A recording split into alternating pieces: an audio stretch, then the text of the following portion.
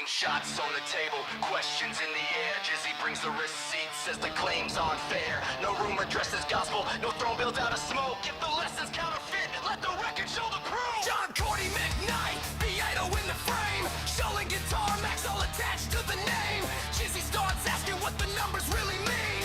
Who sold the miracle, who edited the scene? A polished little promise with the checkout page grin. By the secret method, guaranteed you'll win. But when the notes get checked and the timeline gets read, the glitter falls away from the words they said. Bring the claims to daylight, line by line. Show the source, show the date, show the design. No pitch can hide forever behind a perfect take. Truth survives the questions that a fraud can't make. Call it out, let the whole room know. If the proof doesn't match, then the curtain has to go. Jizzy on the case, every claim under review.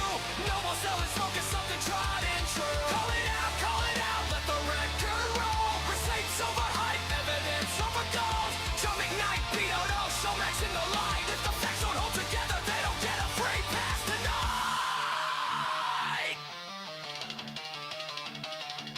This ain't about a bad note or a style you dislike. It's the weight of a promise and the price of the mic.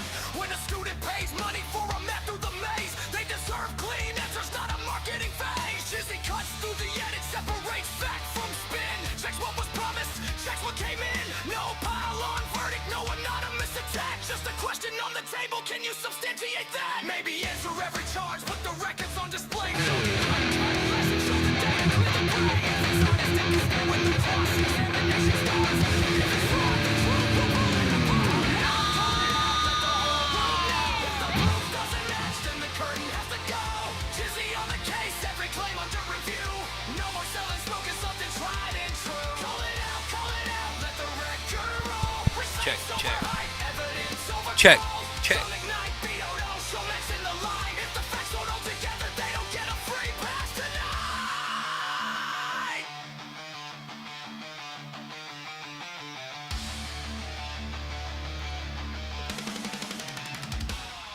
No verdict from a chorus, no sentence from a spleen. Just documented questions in the space between. Let every name respond, let every claim be checked. Accountability isn't hate, it's what the buyer should expect.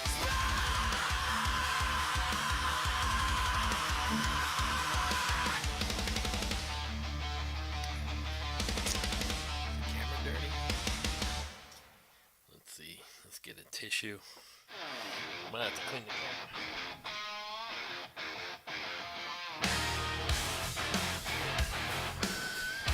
Let's clean the camera live.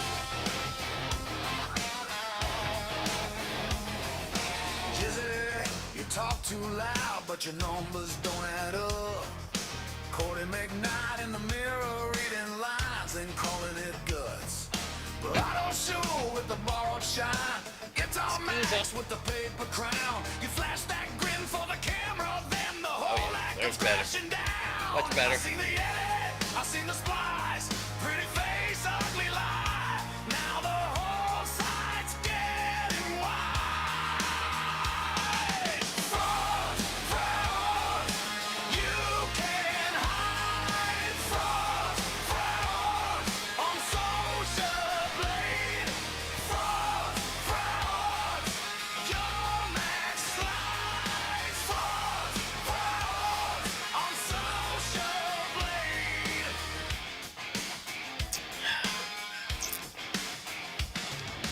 Jizzy, you chase that cloud like a dog on a broken chain. Cordy McKnight keeps changing stories, same old lie with a different name.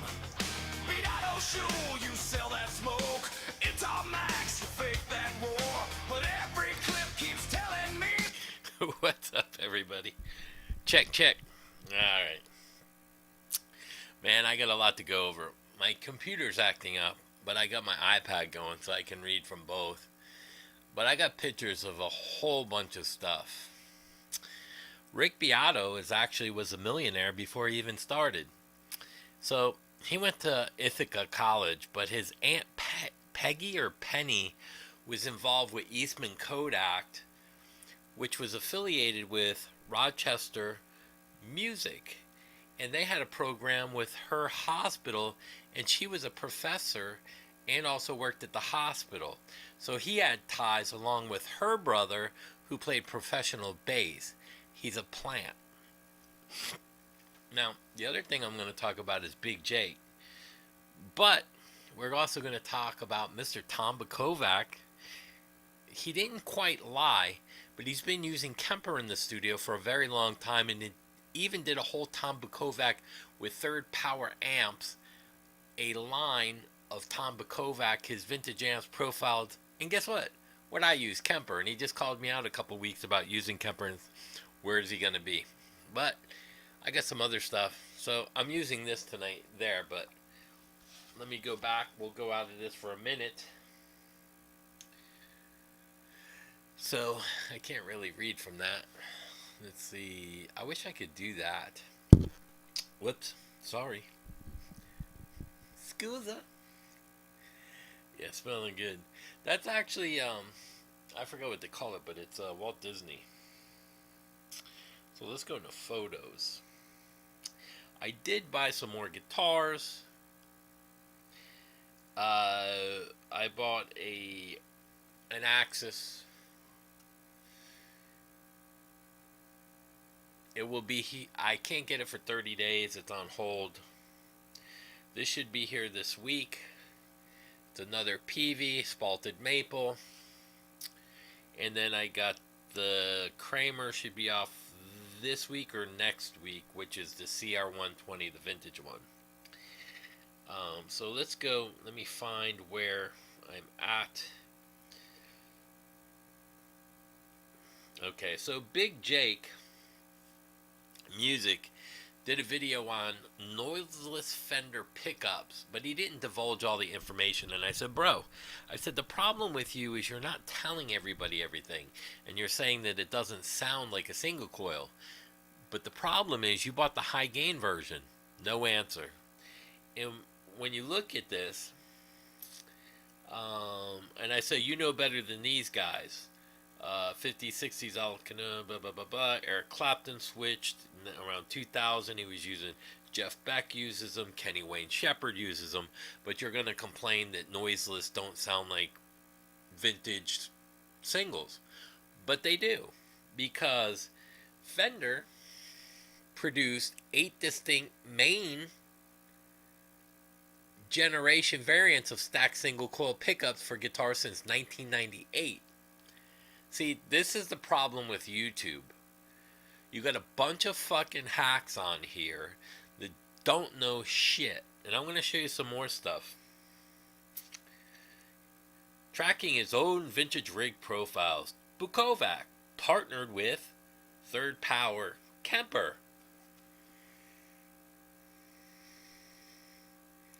Mr. Bukovac.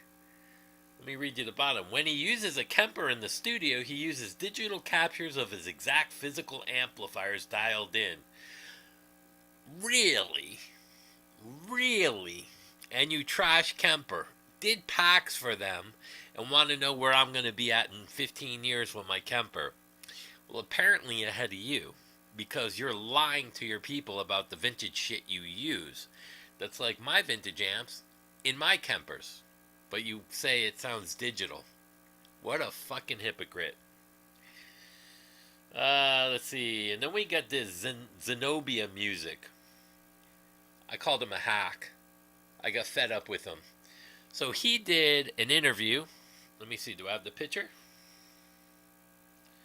Let's see. Do I have the picture? That's Chase. Yes, I do. You're going to see me in the upper corner. Of Phil from Wings of Pegasus. Now, this guy's a hack. He moved to Nashville. He hasn't done anything in the industry. And he wants to criticize me, but yet... Let me see. Can I find out? Oh, I found out all his contact. We're going to get into Rick Beato. We might as well do that now. Here's who he's managed by. Instagram influencer. Here's some of their people on the same site. Streamers.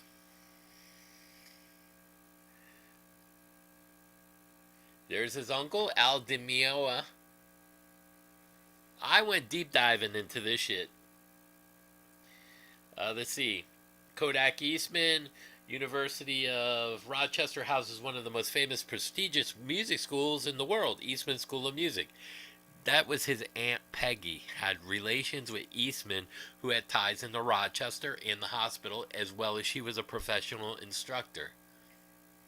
Eastman Kodak, who in the 50s or 30s, when did he die? 38?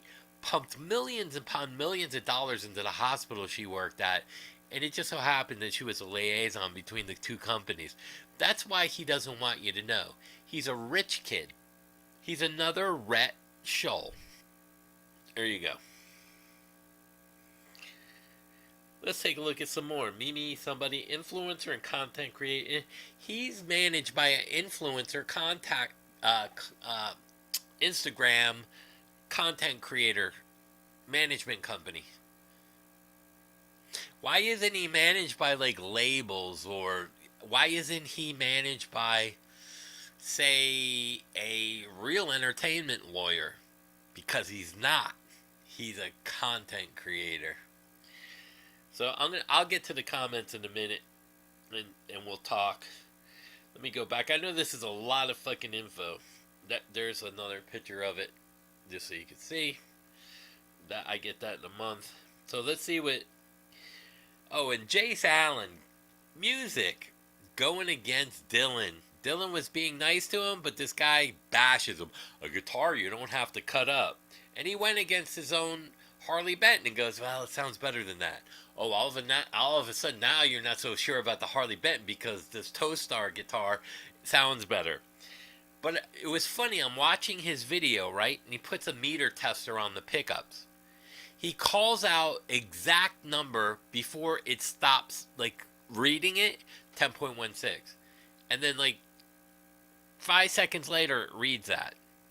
I go, how did you know it read that before it finished reading what the output was? He hasn't answered. Why? I don't know. You can put 2 and 2 together that way. Let's see. Bukovac teamed up with Third Power. Bukovac has stated across hundreds of videos on his homeschooling that he prefers traditional analog signal change, but yet he did a Tom Bukovac Kemper file. Unbelievable. So he shields all these. And the other thing is, I got contacted by the IRS asking about Tom and his guitars and the vintage stuff he's selling, and I go, I don't know anything. I know he sells it on YouTube. They said yes, and we were told that you knew him. I go, you have to ask Tom about all his finance stuff. I'm not privy to what he sells, who he sells it to, and if he paid taxes on that. My opinion, he ain't paying taxes on it. Maybe you should look into it deeper. Maybe you should look into a lot of these shills a little deeper, using their channels to pivot gear, make some money, and not pay their fair share of taxes, or receive free gear, and they don't claim it. It's all traceable, and they're all doing it to themselves by posting it in their own videos. Interesting, right? Let's see, anything else? I don't know. Let's see. Do I have anything else? Here's Big Jake Music. You literally said over and over again that I didn't like the pickups. What he did is in the video, you can watch it. It's Big Jake Music, and it says Fender Noiseless Scam. It's a clickbait title. He says he likes the pickups, but what he doesn't tell you is he installed them himself. He's not a professional luthier. He can barely play. He's a hack, and then wants to say they don't sound like single coils. I said, but you're playing it through like a Line 6 Spider amp from like fucking 1920s. I go, and you expect me to hear the difference? Why don't you roll the gain off and put it through a Fender Deluxe? Maybe then it'll sound like a real single coil, because there's hundreds of people using them, including famous artists, and if they didn't sound like single coils, guess what? They wouldn't be using them. Alright, so there's all that stuff. Now let me get back to... Oh, look at that. If I post it like that, I can see the live chat. Can I put that up like that? Just the live chat? Let's see. Wow. That fucking works. I just got my live chat up. No pictures of me. Let's see. Hi, Mr. J, everyone. What's up, Strumman? What's up, Gigi? Michael? Mechanic Jams? Who else is in there? Alden? Did I miss anyone yet? Oh, Rex. What's up, Rex? My boy Rex. Jerry, what's up? Yeah, they're all frauds. All of them are frauds. And I argued with a friend of mine because he was saying about quality and stuff. And he's not on YouTube. What's up, Cosmic? But he sells gear, and he was saying that, you know, he's glad that there's a lot in YouTube. I go, bro, that's all fake. He goes, what do you mean? I had to explain it to him because he's selling some Fireflies and Harley Bentons. And he said that he had bought them because he got a great deal on them. I go, but they suck. Why would you buy a shitty guitar that nobody wants? That Spalted Maple Peavey is a $3,000 guitar. I got it through Guitar Center for $1,300. That Access is a $1,000 guitar. It's a Sterling. It's not the... But the thing about this, and I've explained this before, he claimed we would all choke when jamming with Nuno. No. No. we would all choke if we played with Nuno. McKnight said that. What's up, Mark?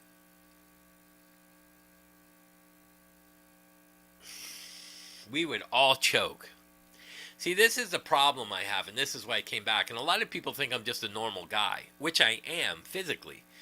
But I'm not normal in that I played with hundreds of famous guitar players, as well as learned from some of them, jammed with them, and been on labels and records with some of these guys. No, I would definitely not choke. I would be willing to bet $10 million against 10 grand of Mr. McKnight's money right fucking now that if I get up with Nuno, I'm gonna do some damage. I love Nuno, and he's kind of a friend, but no, I'm not choking with Nuno. No fucking way. Guys like McKnight would, guys with Rick Beato, because they're not used to that. What's that? SCC Closer? Hey, what's up, man? Hey, Infinity to Beyond. Good to have you, bro. Yeah, I'm not choking with Nuno. See, that's a YouTuber speaking out of his ass that's never played on a stage more than fucking 100 people in a room. And no offense to anybody, but there is a big difference. I don't get nervous. I've played with Yngwie. Was I nervous? No fucking way. Not nervous one bit. Now, would a regular YouTuber be nervous? Fuck yeah. I could see Rick Beato was nervous just interviewing Yngwie. And it's funny because I'm around these guys. I talk to them just like I talk to you guys. Like, I'll tell Yngwie, fuck you, man. That's bullshit. You know it, I knew it. And he'll laugh. It's just how it is. You know, a lot of people, you know, yeah. The shills are popping up everywhere. And they don't, and I don't, see, this is the funny part about it. And they have no fucking idea what I've done or what I do. Some of my friends, like my buddy Seth, he don't know. He's playing in a band. He had no idea what, and then I told him, bro, I consult for all the guitar companies as well as some of the industry companies. I also consult for the labels. When they have a problem, I'm the one, I just was at Guitar Center buying that guitar, and a guy walked in, a famous guy, and they asked me, if you were to buy a 57 real one, how much would that cost you? And no offense to the guitar tech, he said probably 30 grand. I go, bro, no way. I go, I own a 57. I bought one that don't play for 37. I go, it's an original. I go, the back that are painted black almost, which is a dark brown, are the first run 57s. If that was in mint condition, that's a $200,000 guitar. No offense to you. He goes, really? I go, yeah. I collect guitars. I got a guitar that's worth over $1 million. But what do you know, am I going to fucking carry it around in a car? No. Am I going to keep it in my house? No. Matter of fact, I just built more racks for me for my guitars coming. I didn't have enough room, so I have to get stuff off the floor. So I got 1, 2, 3, 4, 5, 6, 7, 8, 9, 10 over there. Fucking joke. That's the funniest shit. I would choke on playing a pre-recorded part. Like, you know, that part.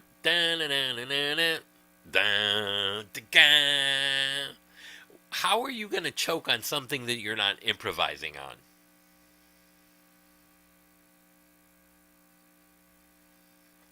That's unbelievable to me. Man, by the way, let me move my chair over. It seems like I'm out of the picture a little. I was doing stuff. Can I move this over? Let's move her over. That way I'm a little more in the frame. In the frame, in the membrane. You know, I don't know. I'm not going to choke. Maybe when I was 10. I'm going to... That's the funniest shit I ever heard. And here's the thing. Here's the thing about Philip McKnight. Anyone's going to choke with... dude, that's on his level. Which isn't much to say. And I hate to be a dick. But most of these guys can't play. Most of the guys in here can fucking out-shred fucking McKnight, Jace Allen. By the way, this is an Inglehead. I refined it.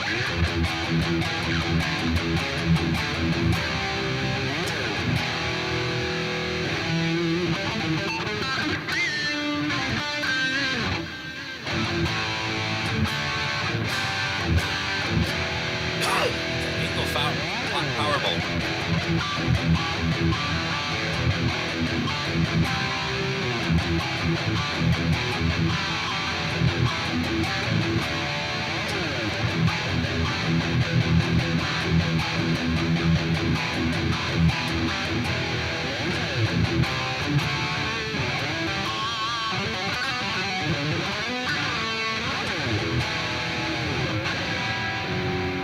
I missed that again.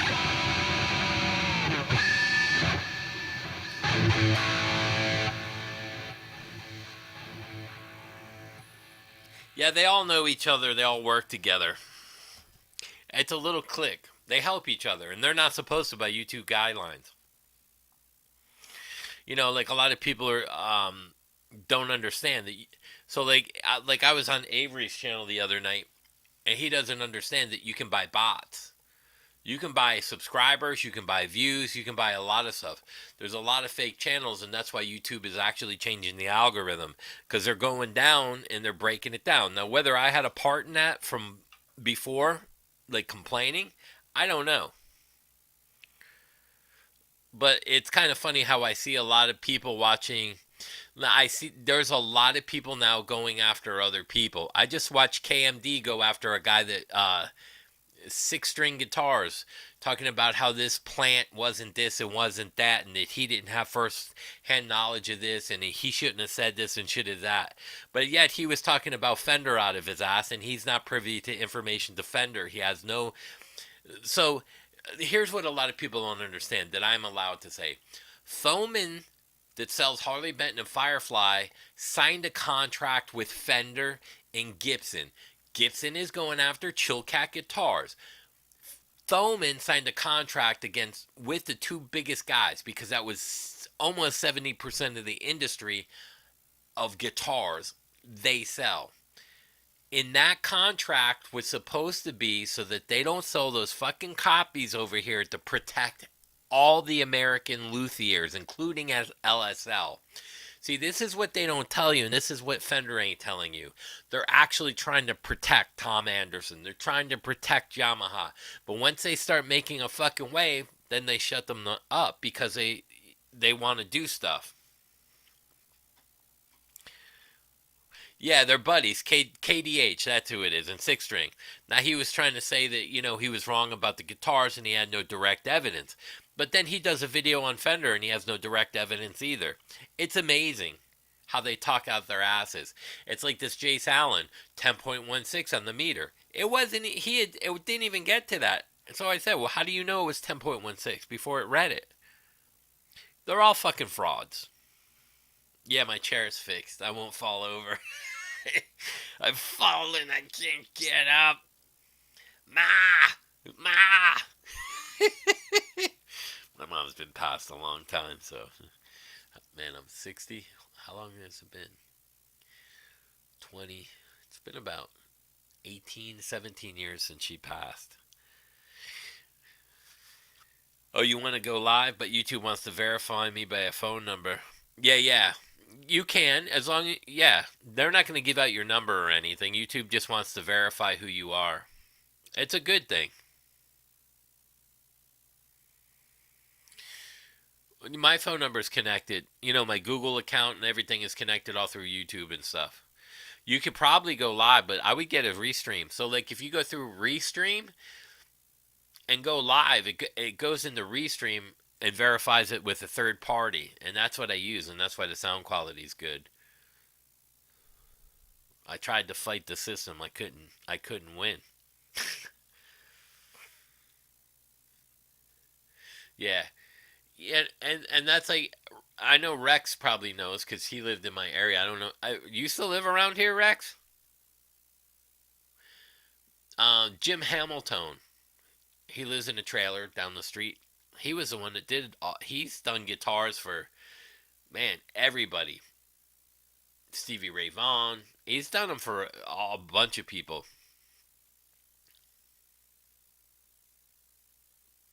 Oh, you like the Les Pauls with the covers?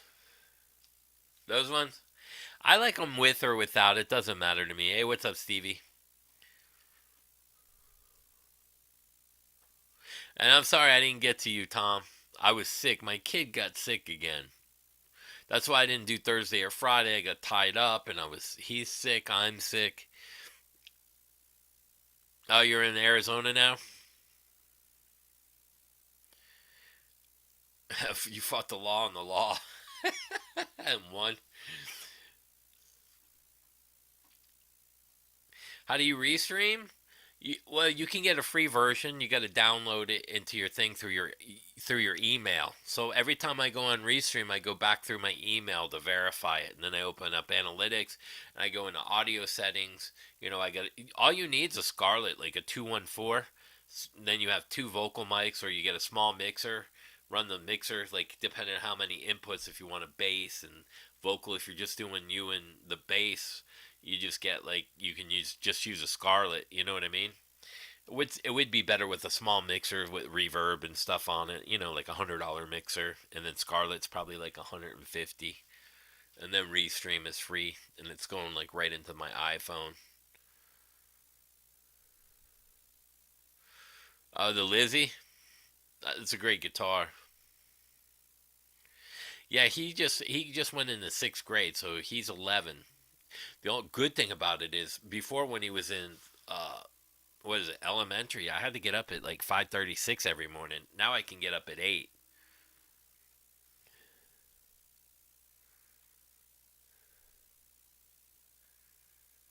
Yeah, it's one of those things. And again, I don't know how different this sounds. This is a completely different head in the Kemper as well.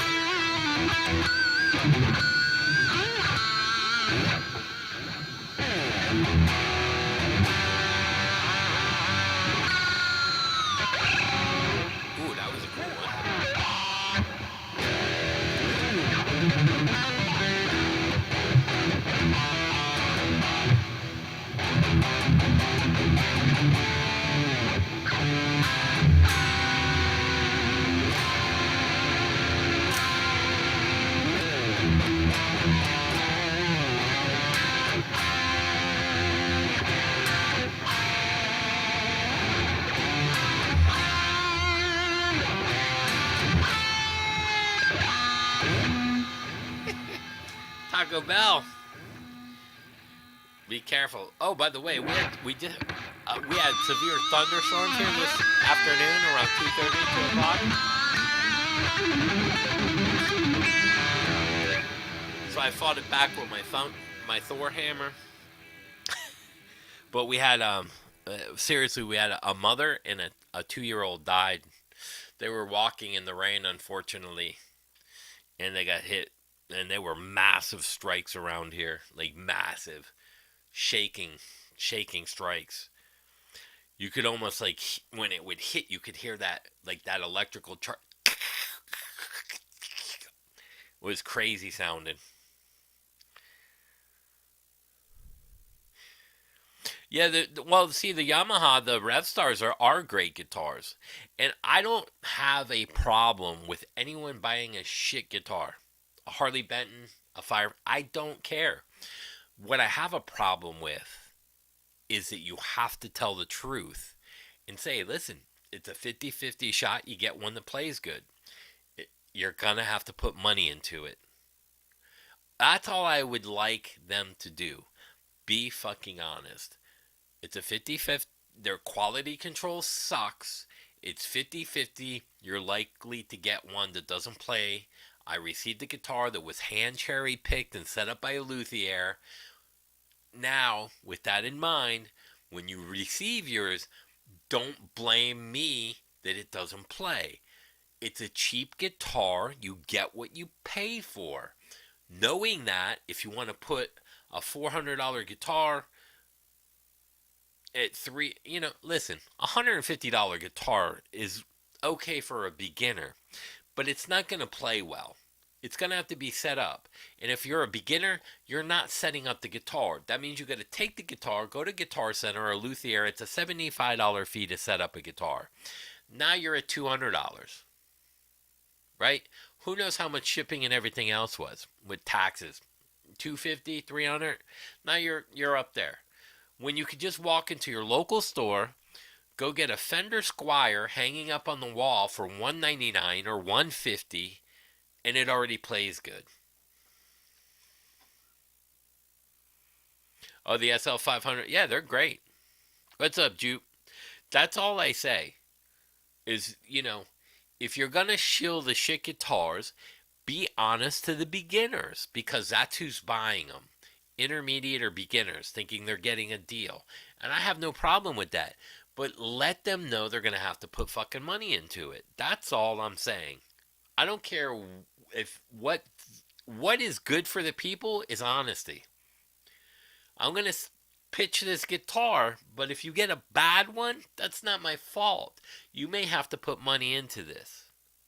That's all they need to say. But they're, Harley Benton isn't going to send a YouTuber a shit guitar that can't play, because that eliminates the sale. It eliminates the pitch. You know what I'm saying? So they got to be more honest. That's all it is. Because you're not going to see a Harley Benton or a fucking Firefly on tour with like Sinister Gates or Clapton or Yngwie. Ain't going to happen. Yeah, he's pretty honest. Now, I will tell you, I didn't say nothing, but the Eastman guitars are a hair above an Epiphone. I've played 2 of their $2,500 Eastmans. One had inlays off, and I did a video on it that they want $1,300 for it used. Those guitars are not as good as a Gibson. And if you put it in my hands, at a player at my level, I can tell you that it's not a Gibson. I didn't want to. Avery's a really nice guy, but when I've probably had 5,000 to 10,000 guitars go through my hands over the years. Realistically, I got 500 in a warehouse, and some of them are here. Maybe 30 are here. But when you've played that amount of guitars, or you're somebody at my level who knows the feel of a guitar, I can tell you if it's a Gibson or an Eastman or an Epiphone. I can tell you right away. I can tell you if it's an American custom shop versus a Squier or a Mexican. The necks are just different on them. Hey, what's up, Diamond Dave? But on generally, like what he was talking about, what was that guitar he just did? Was it a Leo James? I really liked the color of it. You have a 57 Eastman? Better check. Are the inlays crooked? It could be the best guitar you played. Have you ever played like an R9 Burst Brothers? That's a $16,000 Les Paul. That's not going to be close. I'm just telling you now, Shark Air. It's not even going to be close.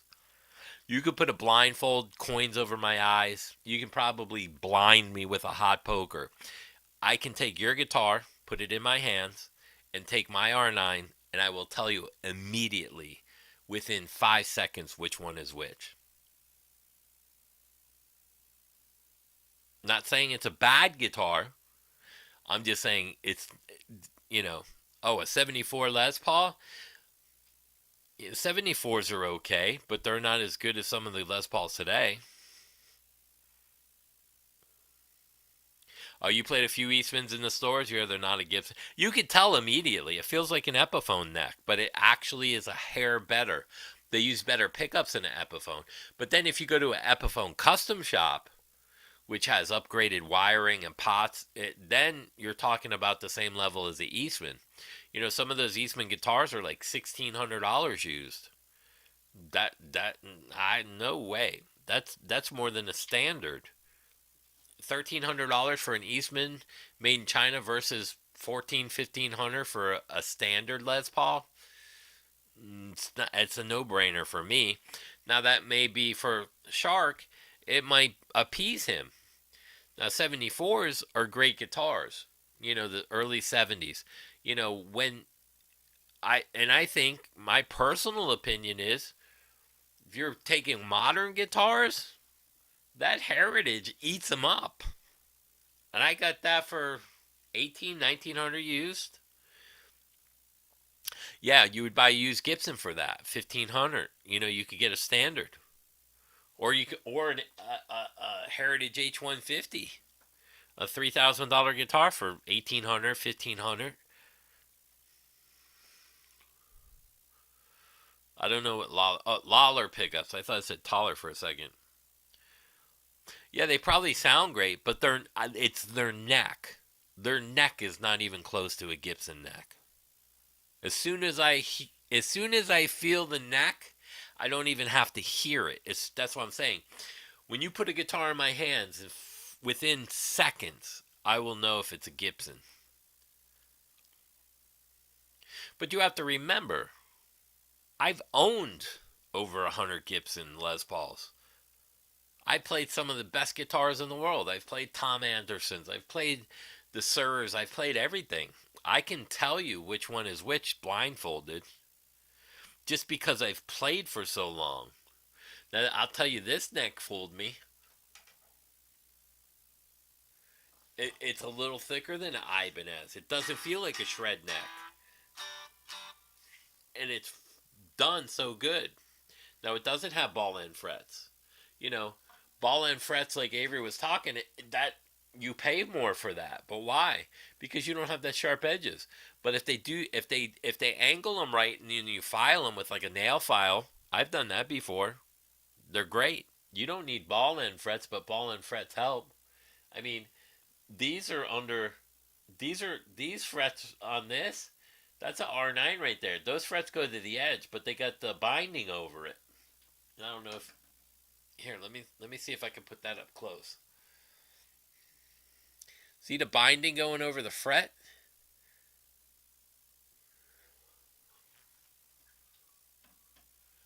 But they're still sharp.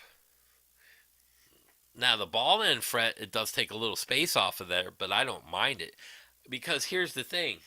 When I bend on my low string, I bend down. When I bend my high string, I bend up. No one's going to bend your high string off unless you're creating an effect.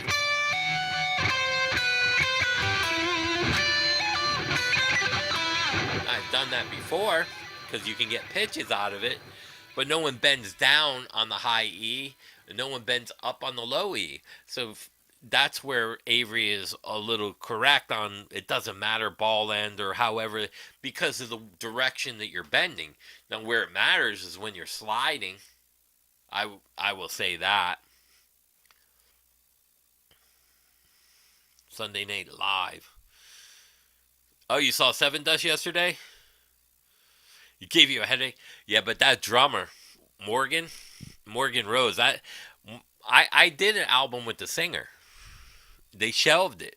It was me, Breaking Benjamin members, and Seven Dust, the singer Leazron. We did a record.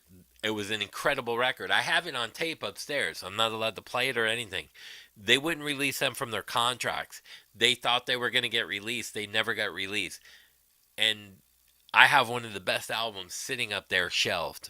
Shelved. That drummer, Morgan Rose, is one of my favorite drummers. You want a BC Rich guitar?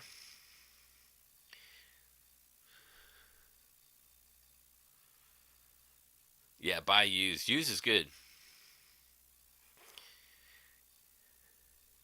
Yeah, you can get a Kiesel for 1,500 new. Yeah, that's a great point, mechanic. And Kiesel is Carvin, which is a reputable company. Yeah, the Norland era, they're heavy.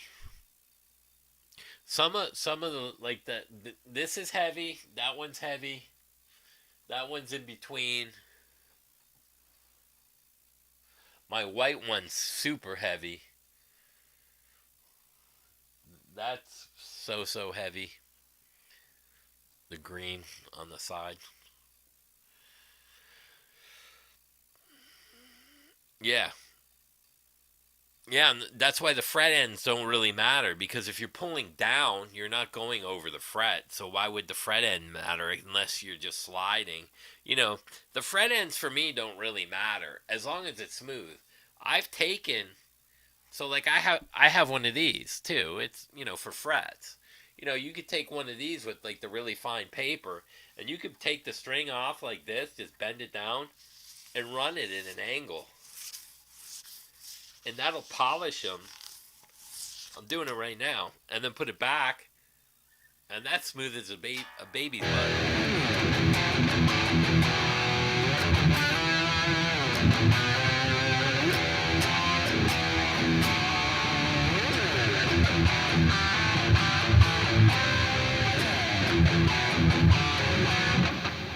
How's that go?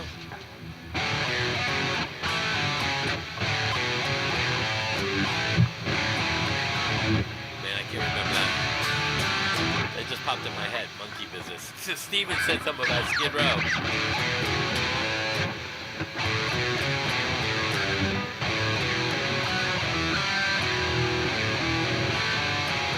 I don't remember.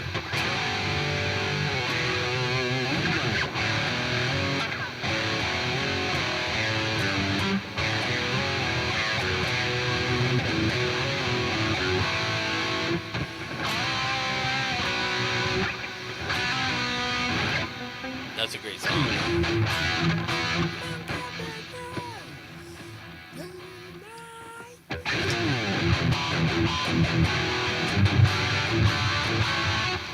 No, Gigi, just take a fingernail file. Those big like pink or black files. They work actually better. I use a fingernail file.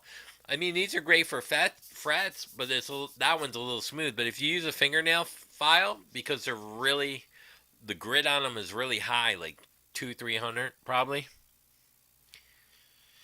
All you need is a nail file, because they're kind of stiff and they're long, so you just at an angle.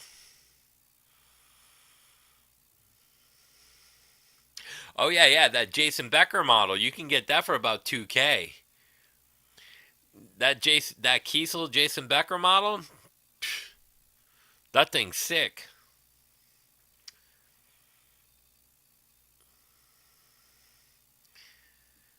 For sure.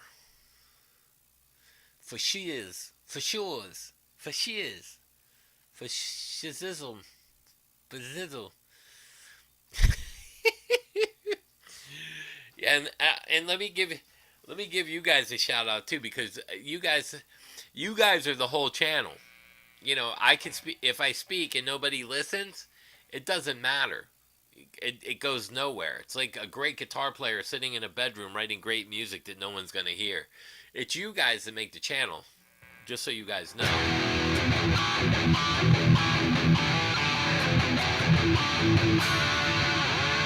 And I talked to Deer Creek Audio.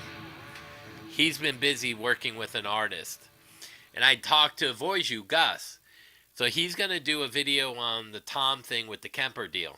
He's going to do, he's like, what a hypocrite. I go, yep.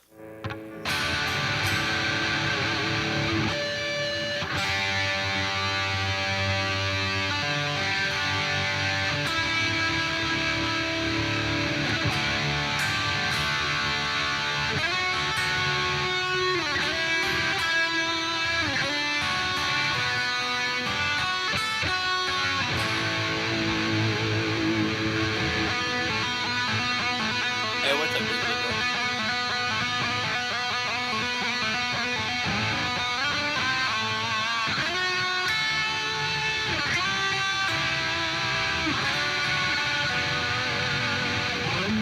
I'm watching you, Michael.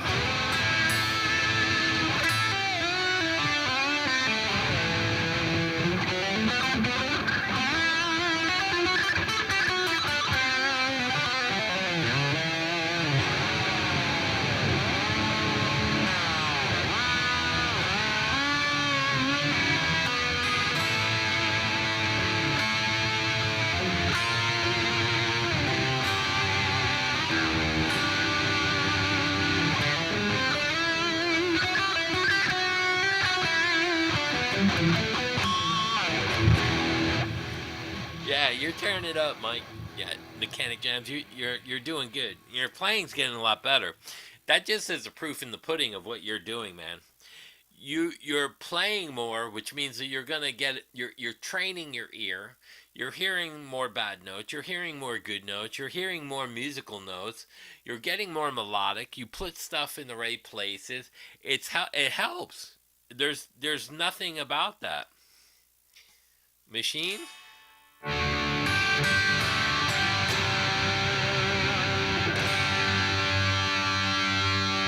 Hey, G, what do you think of the angle head?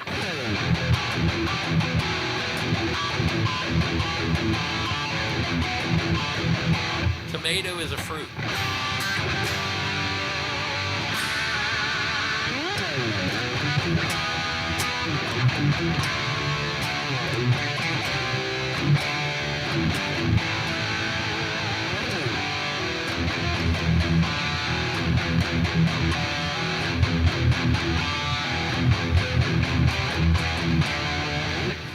Michael, just watch Mike Powell. Mechanic Jams. Watch Mechanic Jams. He's good. He's great with a tram. That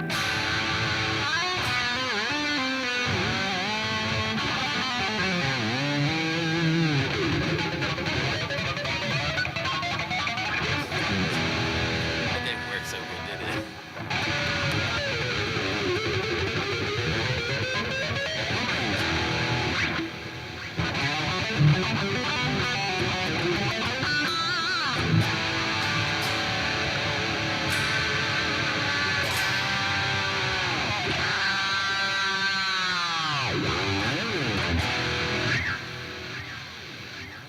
With a dessert with tomatoes?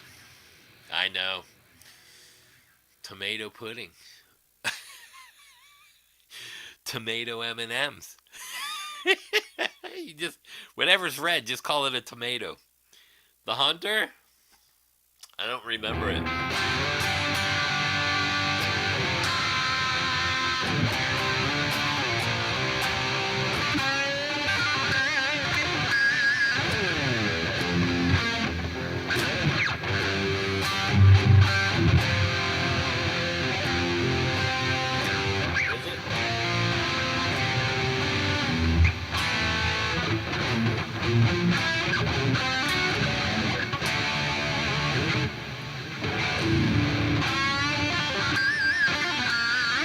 I don't remember it all.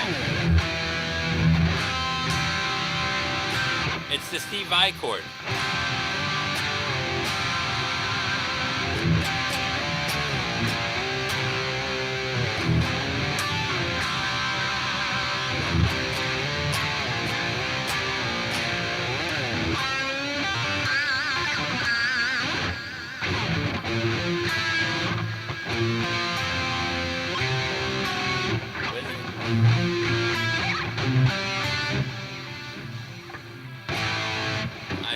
remember that last chord.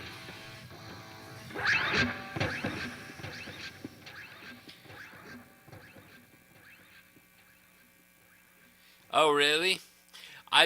Dude, I don't eat a lot anymore because I take Ozempic, but I take, I eat protein bars and bananas. I eat a lot of bananas. Bananas actually help my muscles and some of the pain. It actually, with the potassium, I don't know what it does.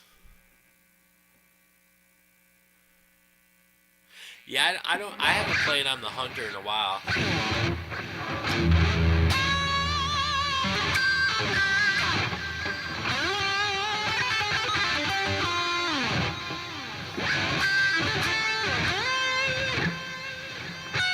There's a really cool lick in there.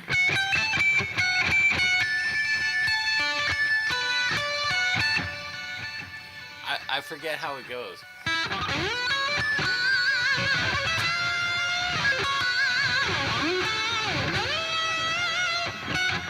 George has a unique way of playing.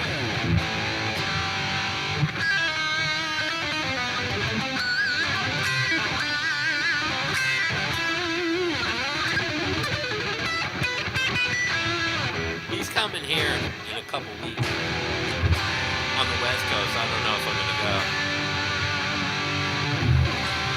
Oh, by the way, Gigi, Jaron told me. Here, I'll just show you. Jaron said he got busy. Something happened. He's out with Lynch Mob. He's doing 2 tours. Let me just put this up like this. Let me see if I can get on my Facebook. Because he answered me through there. No, don't want this one. Let's see. Facebook. Because I like to show you that it's not me. Let's see. Mail. Let's see. Zero Body. Randy Campbell. 6 more. Let's see.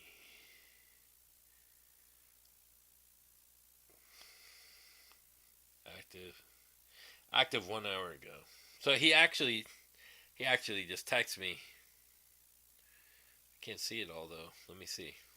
How do I make it bigger? How do I see it? What's that one? Oh, that's Marketplace. Don't want that. Notifications. Where'd he go? Where are you, Jaron? See previous? Let me just type them in. Where are you, Jaron? Oh, there's more.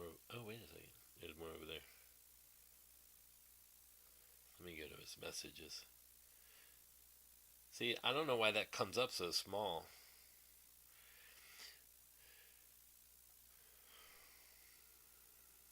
Well, he said, I told him, just give me a couple days notice. So Jaron's going to come on. It's just a matter of him getting, up to he's playing catch up or whatever he does. That's the Lynch Mob bassist who plays with, what's his name? Heading for a Storm. No, I forgot their name already.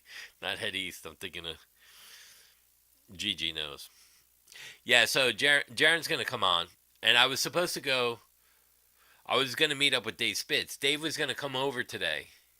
And we were going to do a live. I was going to have him on the live. And then we were going to go out and eat. But the storm happened. Oh, you got the video? Dude, 2 people died right around the corner from me today at 2:30. I think it was 2:30. They got hit. A toddler who was 2 and a mom. They both died. They were walking in the rain and that thunder came down today. Oof.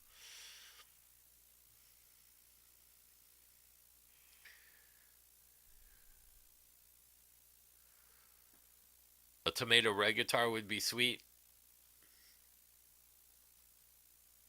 My Jackson's not in here. Is it? No. I don't have a reggaetar in here. I got a couple more guitars coming. I got a red Kramer coming, a CR120. Candy Apple Red. It's coming. It's a vintage 1989. I'll have that not this Thursday, the following Thursday. I can get that. This week, I think Monday or Tuesday, I got that Spalted Maple Peavey. You guys saw it's over there. The Peavey I have with the tiger's eye. This is a spalted maple. That's on its way.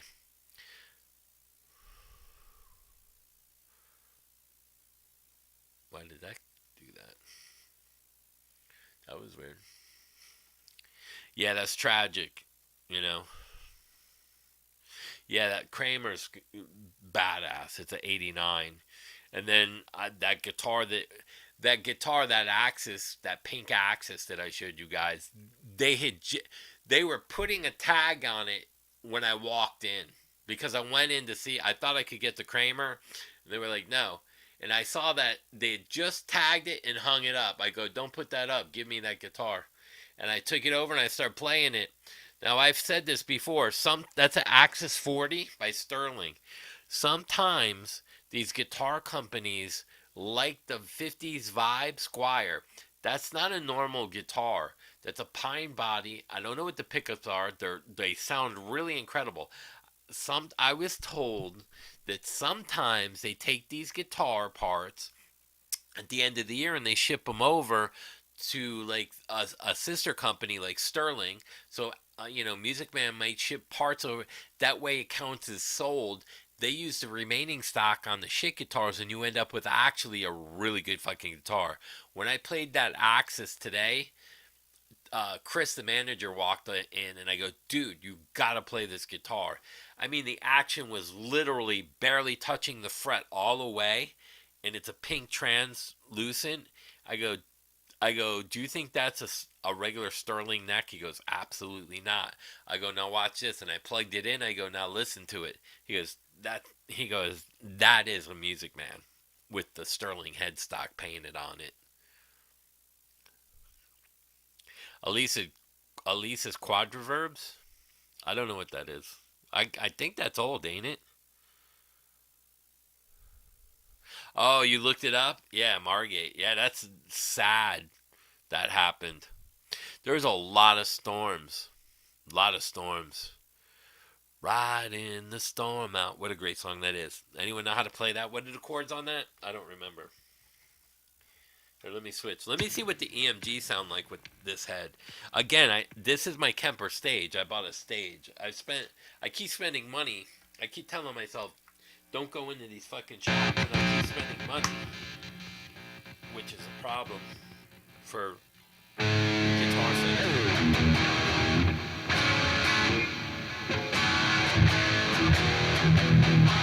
See, it sounds a little tighter than the Charvel.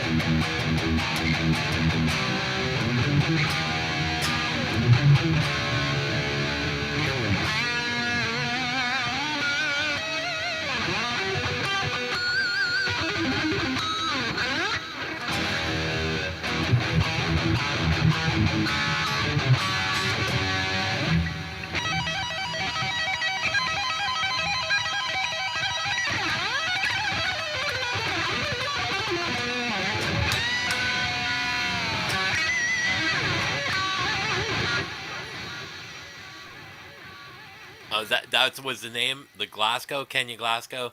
Yeah, and it's sad. I was a 2-year-old. Yeah, the Ernie balls. I don't buy a lot of Ernie balls or the Access 40s. The problem is they're small, and I'm a big guy. But it's a pink. It's trans pink, and it looks badass. One knob, one pickup selector. You just one toggle, one knob.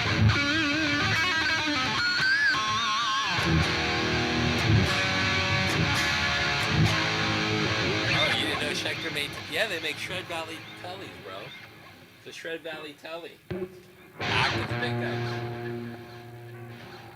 guys. This thing's a badass. I got this...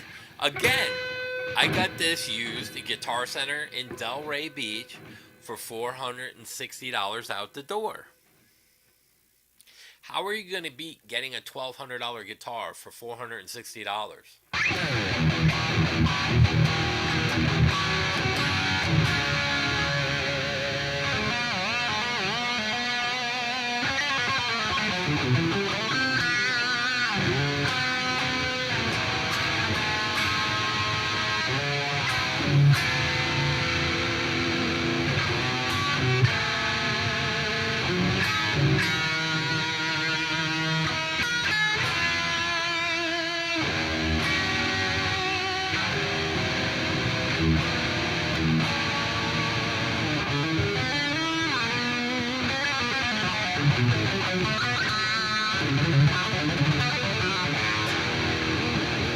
See now, this is even the Sugar Shack. No.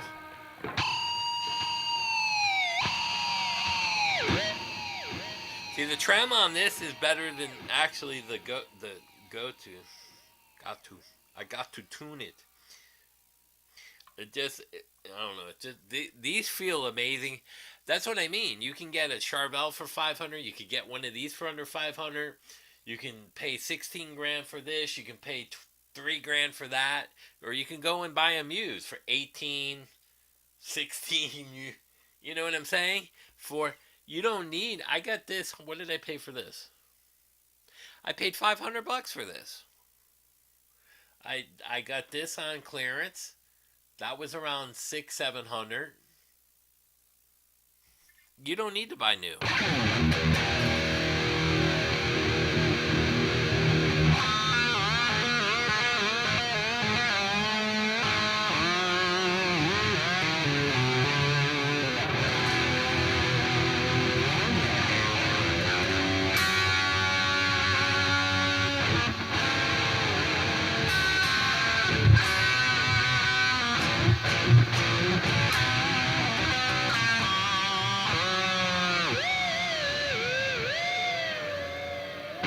Did you like that diminution there?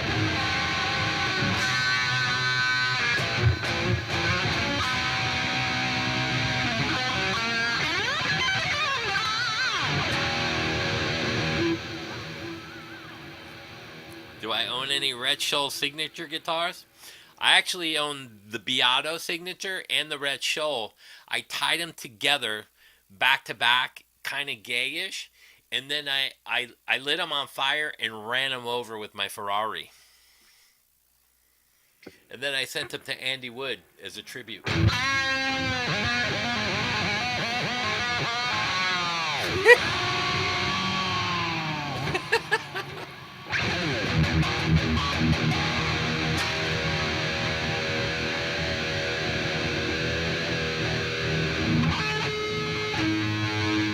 Thursday.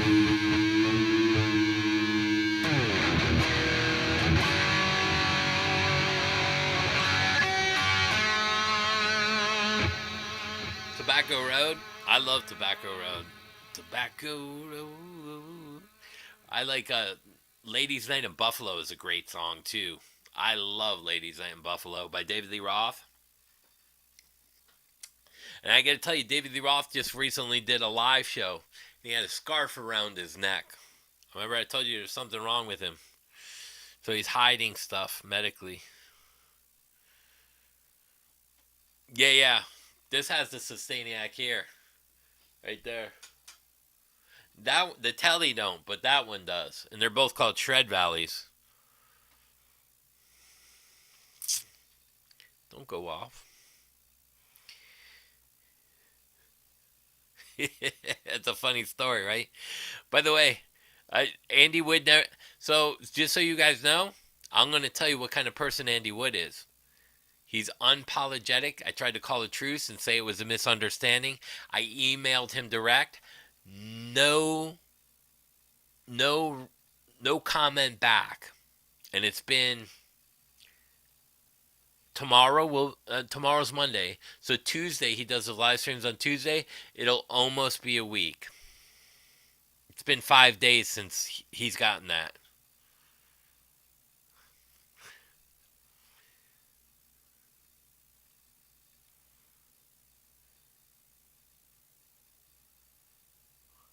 Elephant Gun's great too. So that's what kind of person Andy Wood is. So he's an ignorant, pompous asshole. There's no way of getting around that. If somebody like me says, okay, man, we'll just count it as a misunderstanding. I'm sorry. No response. So what's that tell you about somebody? Big Trouble's good too. Yeah, man. That whole David Lee Roth album, Skyscraper, all that stuff, the second one, even the one after that, what was it called? Dirty, Filthy, Stinking Rich? No, it was called, what was it called? It had red shoes on it. I don't remember the name of it, but that was good too. That was the one I think Becker wrote on.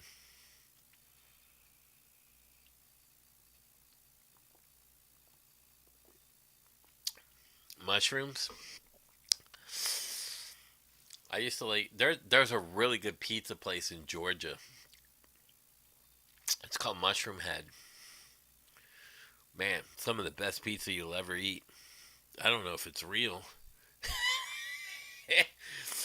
I thought I got a sausage pepperoni mushroom.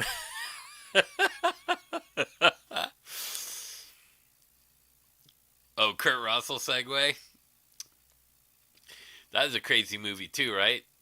That little China thing. Whatever happened to him? Like, he was a great actor too.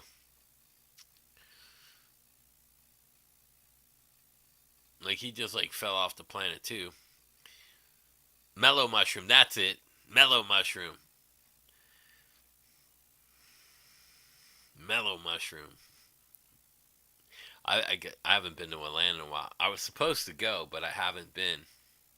Because I got family there and I'm supposed to go see Doc from Sabotage.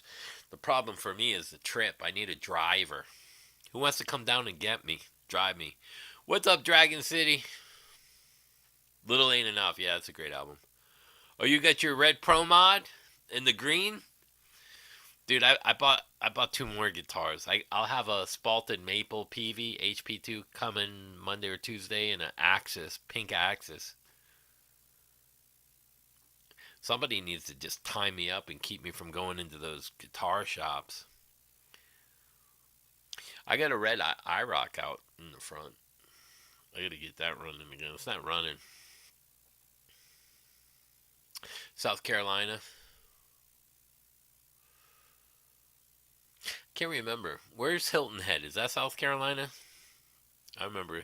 That's where Davis Loves lived. I think he lives in South Carolina, near Hilton Head somewhere. Davis Love the Third. I don't even remember if that was his name. Yeah, somebody give Eggman a fucking signature Firefly. They could call it. What would you call it? What would you, Eggman? What would you name? This is a good question for everybody. If you were offered a signature guitar, what would you call it? You know, I couldn't put the Jizzy. That would be stupid. Like, do you guys have a cool name for a fucking signature guitar? Like, what would you call your signature guitar? See, now, like Dragon City Demo, like Dragon City, that's a cool name for a guitar company. Dragon City Guitars. Cancer warning tags.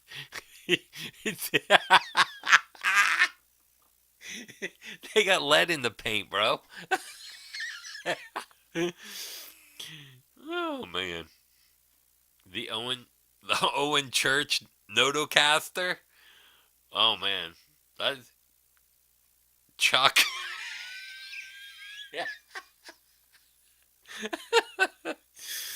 The Game Changer. Oh my god. I am the walrus. The Jitcaster. Could have Chuck on the bucket on bad days. Could be a Chuck bucket. Chuck bucket. Oh my god, that's too funny. The Jitcaster. That sounds like a old like the Prowler, the Chevy Prowler, the Jitcaster. I could see that on the new Prowler. The appendage. Too. Oh my god. See, it's a Strat, but not. Oh my god. NJM001. What's up, Sasquatch? Dude, you're gonna have to go back. You gotta rewatch the video. I showed a shitload of info on all kinds of stuff. I have screenshots of all kinds of stuff for you to watch. You have to go back, and it's in the beginning of the video. It's got about Rick Beato, who his management company is. It's all influencers, and it's not an entertainment lawyer. It's funny shit, bro. I talk about how his uncle was a famous bass player that he doesn't talk about, and the mother was his Aunt Penny, who was one of his biggest influences. She was connected to Eastman Kodak that put money in the Rochester. He owned the Rochester Academy in New York, and they had to deal with her through a hospital. It's He was worth millions before he even stepped foot. That's how he built his studio and stuff before anybody knew. He had money, and Rick Beato didn't work before before he was viral. Everything failed. Everything failed. So how did he get all that money? How did he have a nice house? How did he have a family? How was he supporting them? His family had money. He's another Rhett Schill. He's a fraud. They're all frauds. The Fraudster. That's the name of my new guitar. The Jizzy Special. The Fraudster. The Shill guitar. Fret dance guitars.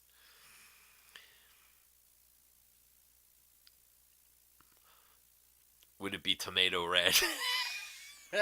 That's a good name for a guitar. Tomato Red. Nah, man. Jerry, you know how we were doing those pedals? You know, those funny pedals? We got to do some guitars like that with the headstocks. New names for guitars on headstocks. Buyer beware.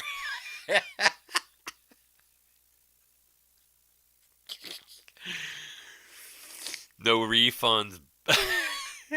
You can see on the fucking tag when you get your receipt. No refunds, sold as is. No complaints. The no complaint system. No phone number. No emails. No nothing. You suck it up, sucker. Oh my god. What else is new? Nothing. Now I see content creators going after other content creators.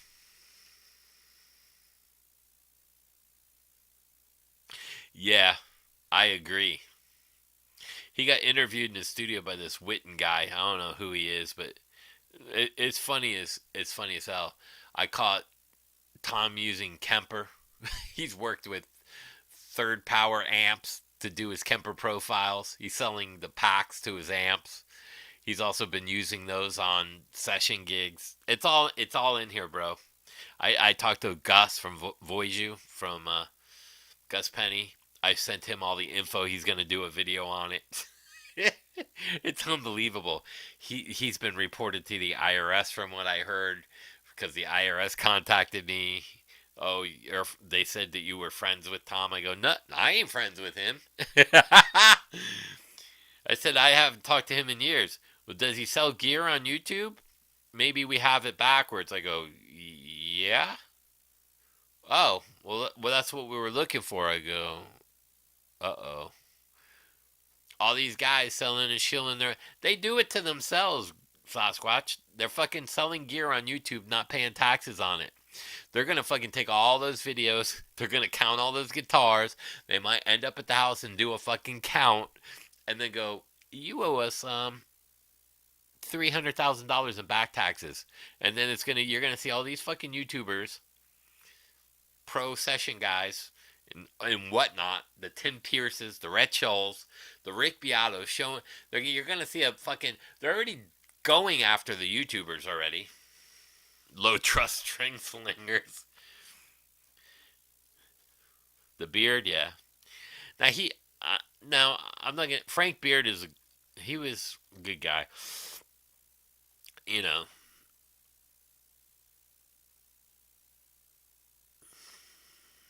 I can see the stickers on the body.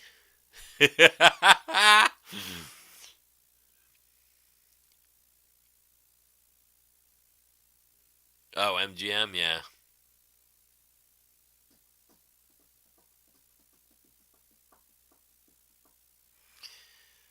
You die laughing.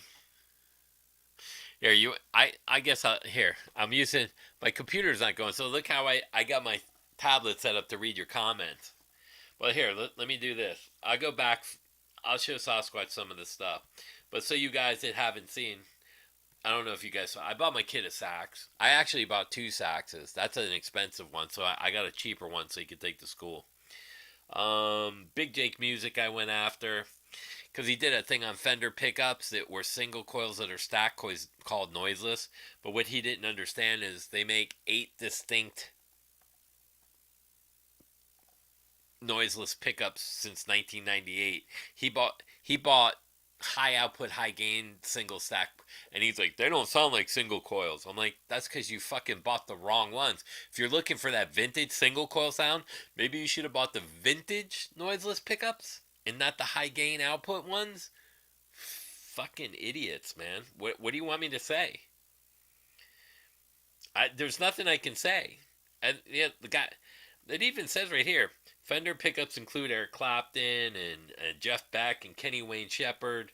You know, before switching to official Fender vintage noiseless pickups right here under Clapton, and then you can look and see if Fender makes a high gain one. Here it is. Fender makes 8 distinct, so you can see it. Stacked singles. So that shows the inconsistency of information that some YouTube guy wants to fucking promote and click and clickbait because he's run out of fucking content and he can't play well. So what else has he got? He's got nothing. And you can't stop making videos. So now you got YouTubers going after other YouTubers. It's like AI. AI's been around for 70 years in the music industry. Here's Bukovic partnered with Third Power right there. Right there. When he uses a Kemper in the studio. Tom Bukovac openly talks about Kemper on session dates. He doesn't hide it. Nobody bashes Kemper. Here you are making profiles for fucking Kemper. You bashed him. Come on, bro. You can't have it both ways. You're riding on the fence. Jace Allen. There he is. Question. How did you know it was 10.616 before the meter stopped? And you could read it. Because he's a fraud. He already knew what the pickup was. But he pulled it out of like it was an unboxing. Oh, see, they box it really well.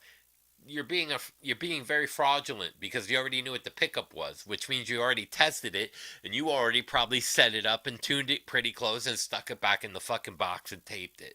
You're a fraud. And then wants to promote it. Then we had this guy with Wings of Pegasus. Where's his channel? He's some kind of producer out of Nashville that hasn't produced shit. There's the Axis. Let's see, he might have another. There's a picture of it on the bench. Let's see. Here's the Rick Beato contact information. Yeah, YouTube star music producer. YouTube star listed first. Oh my god. And look at the other people on who they're representing. Instagram. The streamers. He's... I can't make this shit up. Fucking unbelievable. Rick Beato's uncle played bass. Professionally was Al Dimino. Guitar World. His Aunt Penny was the one. This is about the University of Rochester. One of the most famous, prestigious music schools. They had all kinds of people came out of there, and that's the Eastman Kodak, which was dumping millions into that as well. That's the connection between Rick Beato. That's how he got all his fucking money. More influencers represented by the same people. It's unbelievable, man. Founder of Eastman, 1921. Eastman established Eastman School of Music as the first professional school at the University of Rochester. He provided land, funding, and resources to build a world-class music conservatory. His aunt, Penny, who was the biggest inspiration in his life, was connected to that through a hospital where he was donating money to the hospital, and she was a professor or a teacher of music or some shit. People that come out of there, like in classical opera, Renee Fleming, William Warfield, George Walker, Jazz Les, Jazz legends to Hollywood film composers, rock instrumentals, and legendary studio people. You know, film scores and everything. Steve Gadd came out of there. Ron Carter. Here's the PV I bought that should be here maybe tomorrow, so I'll put it on the Tuesday cast. It's another HP2, and that's most of that. Let's see, can I get back on? Let's see, YouTube. I like how that was working. It clicked off though. Let's see, YouTube. Let me go back, view your channel. We'll go back on the live. Let's see.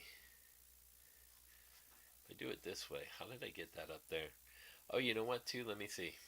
In chat, top chat. Live chat, all messages are visible, top chat.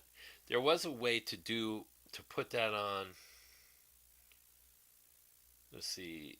I think at the end I can actually make that go into on the videos if I know well enough. Let me do it this way. Does it come up? Oh, it comes up better. I can see it better. Yeah, it's called Spalted Maple. Great White? Yeah, I know those guys. I know Scott from Great White. Let me look up here. Let's see, what did I miss? Eddie Clark. Oh, Eddie Clark, Fast Eddie Clark. Yeah, I love Weezer too. Weezer was great. Motorhead. And I missed that. You guys fucking comment fast.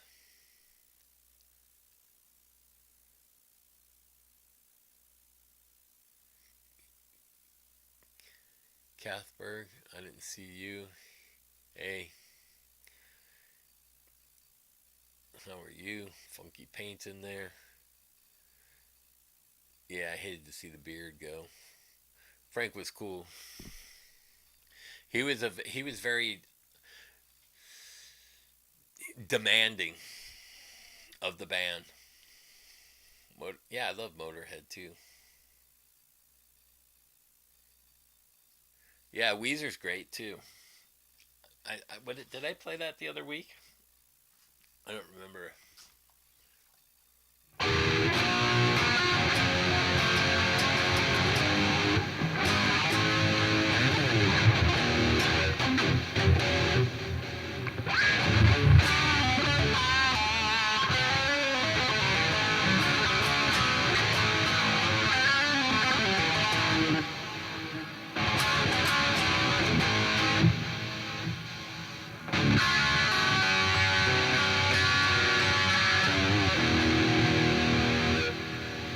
How much he loved doing drugs. That was Frank said that. Frank Beard. Oh my God. Yeah, Uncle Larry's a phony. He's a hypocrite. He just trashed Kemper like a week ago. Like, where are you gonna be with that Kemper in 10 years? You're only shilling the guitars because that's where you're making money on the side, and then you're gonna and then you get caught that you actually did profiles and you downloaded them and you use some of them in the studio. Yeah, you still use your amp. But why when you have that?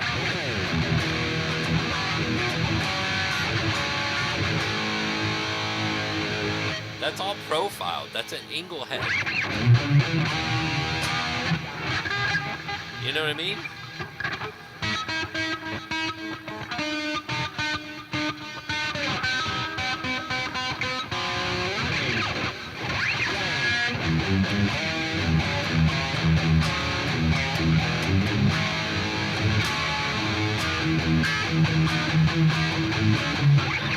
You know what I mean? Who cares? That sounds just as good. Hey, what's up, Custom? Are you going to see Great White? Did you get VIP or anything? December 4th, where at?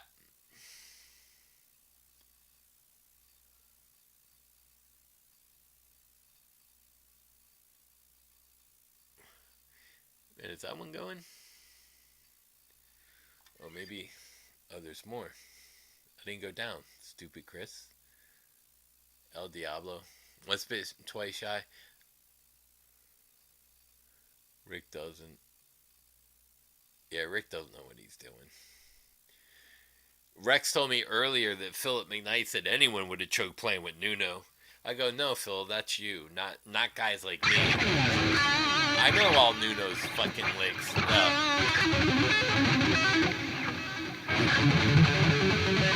I'm not gonna choke playing with him.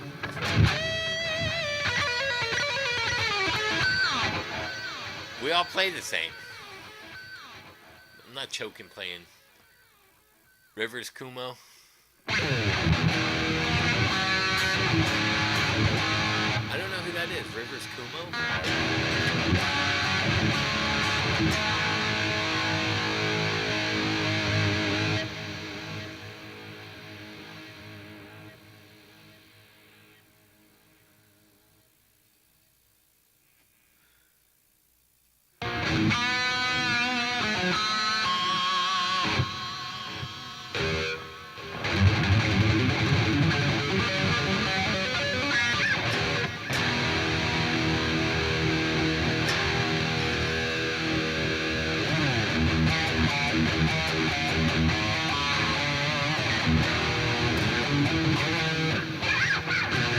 Ain't that also?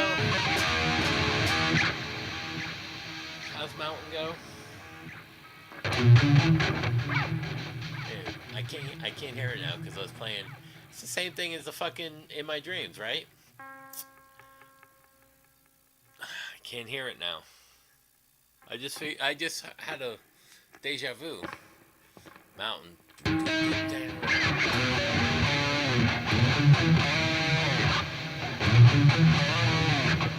It's almost like Docket.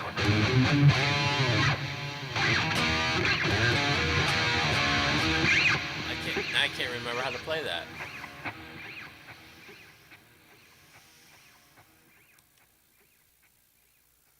Oh, in Iowa? If you get VIP, if you meet Scotty, tell him you're a friend of mine. Scotty and Brett. Brett knows me through Eric Stevens, and Scotty knows me through GIT in California. They both know who I am. But tell him Chris in Florida. They'll know who I am.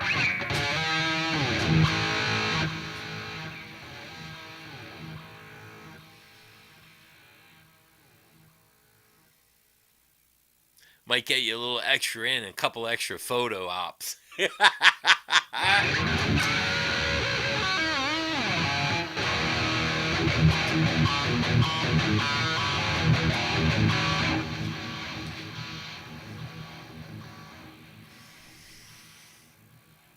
Steel Panther? Yeah, I like Steel Panther too.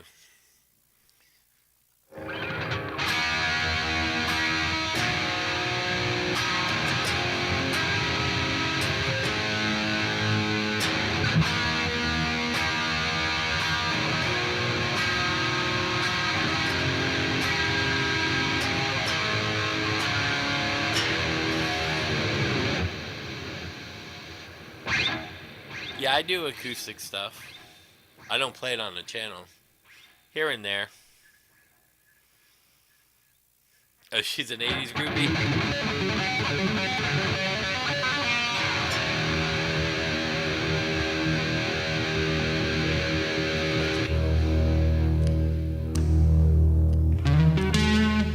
No, that's not it.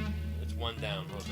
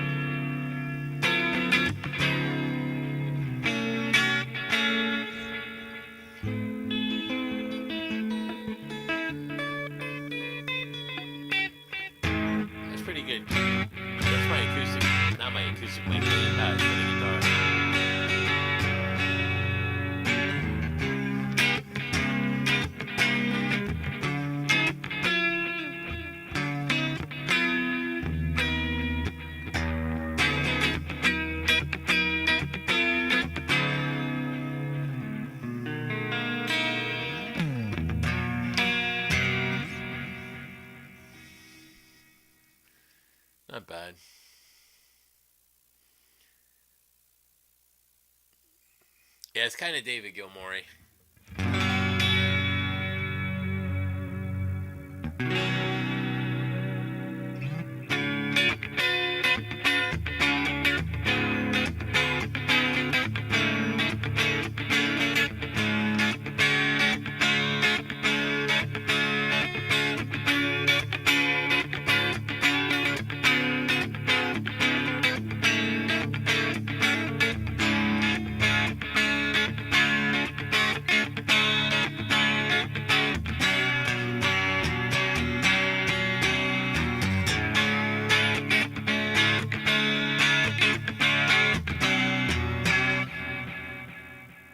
Sounds better on acoustic. That's mine, though. Can I bring drums and bass? There's a bass right there, and there's drums there. They're already here. Why do I have a feeling you're like a plant? Are you Zach or Tom? When's the questions coming?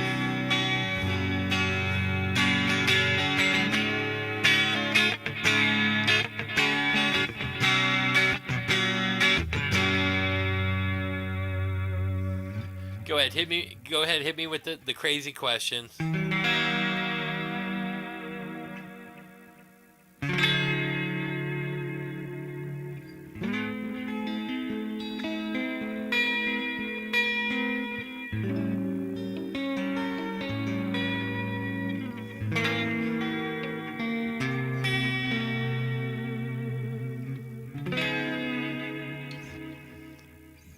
What's up, Amir?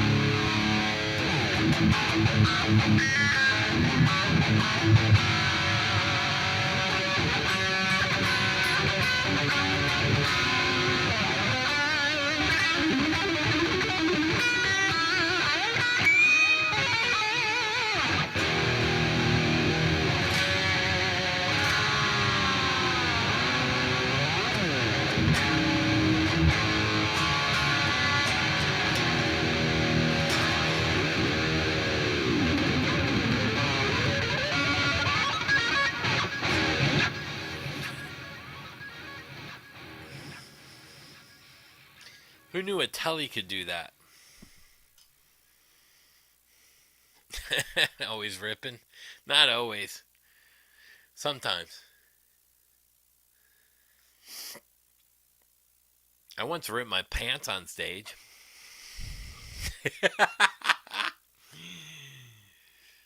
Oh. What happened to Kathy? Kathy Zach.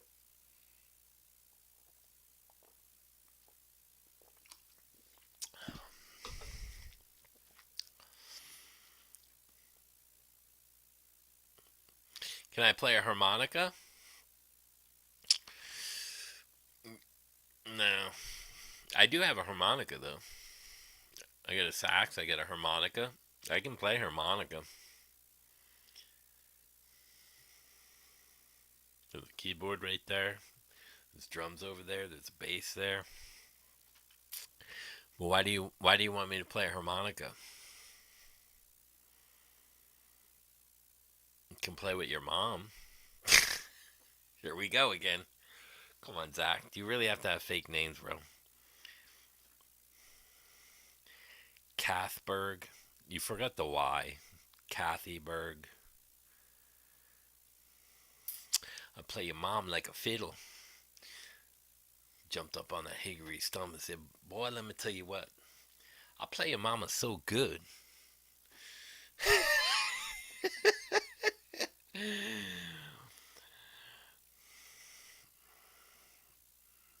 Me mom used to play harmonica. She did. She used to blow really good. He said, boy, let me tell you what. I blow a harmonica like I blow a fiddle, like I blow a skin flute. You're going to have to go for a bit, Michael? Me mom's in heaven. No. Why do I feel like that's either Tom or Zach? You always get a troll on there once in a while like that. Who's gonna ask really stupid questions? Yeah, I might be still here. We'll see. The iPads are all charged up. I get 68% there. What's my phone got? As long as Kathy Berg mom don't call, I'm good. You know, those pictures are really bad. You know, the ones she sends? Those private pictures? Stay for the fireworks, Mike. Yeah, it's going to get good, I have a feeling. I love roasting people on live streams. Because they're not... They think they're smart. You know what I mean? But I'm just waiting for the more stupid shit. I knew... Do you have drums? Do you have the acoustic? No one gives a shit about that. It was a dead giveaway. Dead giveaway. They're fishing. They were fishing. Oh, I know. It's just funny to me, Custom. Because I like to roast them.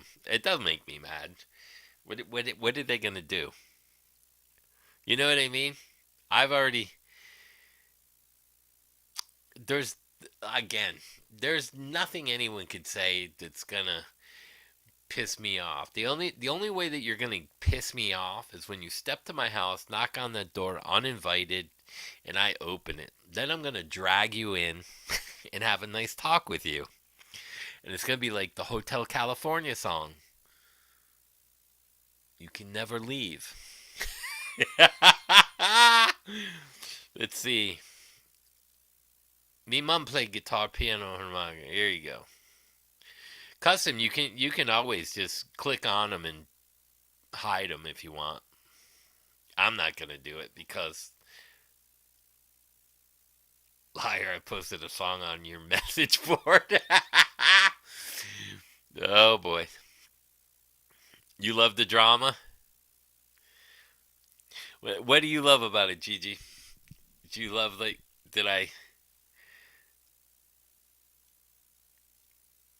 You think it's that Custom? Probably. What a treat. Hotel California. You can check out, but you can never leave. Show up at that door. I'm going to invite you in. You ain't leaving.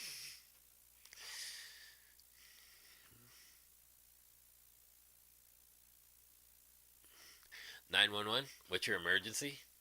I had a troll break into my house and tried to kill me. He ain't leaving. What happened, sir? Well, you're going to have to send the coroner. Don't even send the fucking paramedics. Just the coroner and the police."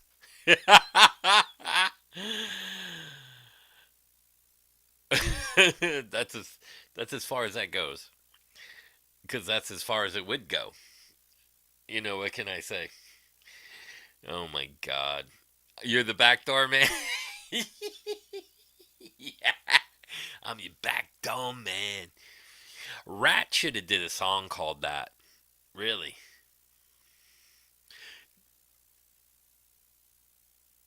I'm not a troll.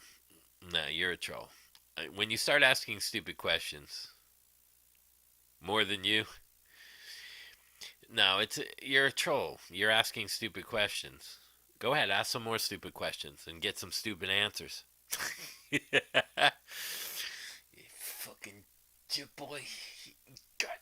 got me again.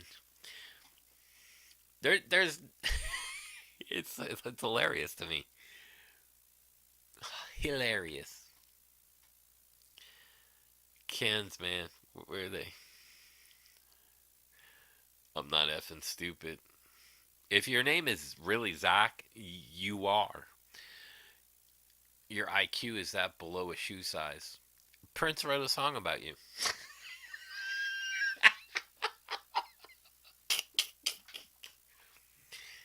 Now, let's go back to that tone. Let's see.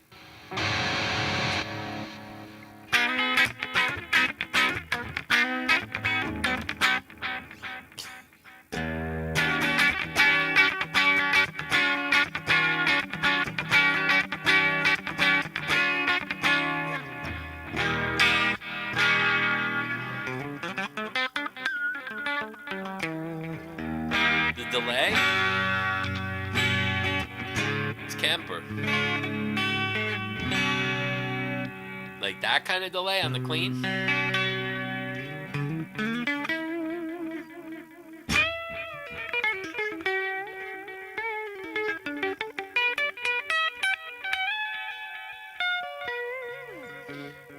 Kemper makes everything sound great. I have to put it in there, but they get all the tools. Kemper is something you have to get used to. It's one of the best. It's in all the studios. Obviously, Tom's done some packs for him, and people don't want to admit it, but it's one of the best systems out there. The Stairway, yeah.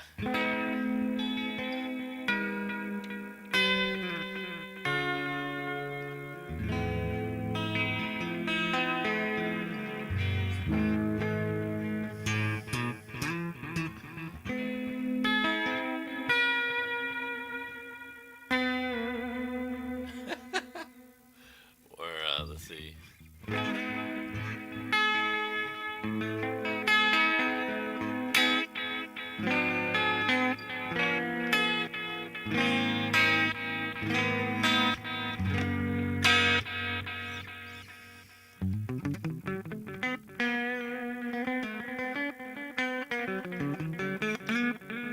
Trump is the military, not like this one person. That's the most moronic comment I've ever heard in my fucking life.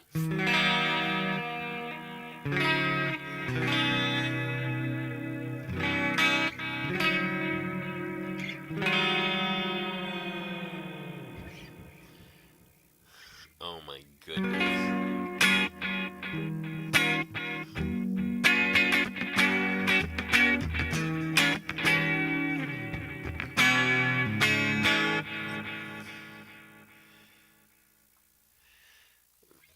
What's wrong with you, man?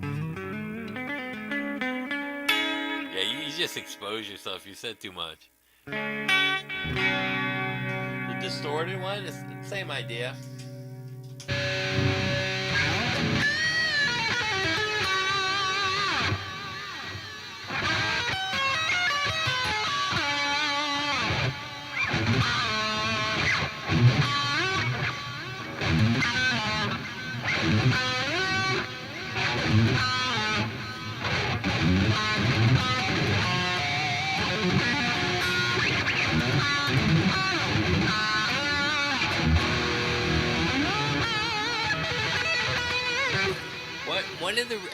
How I check my delay, if I like it, is I have one lick that I play.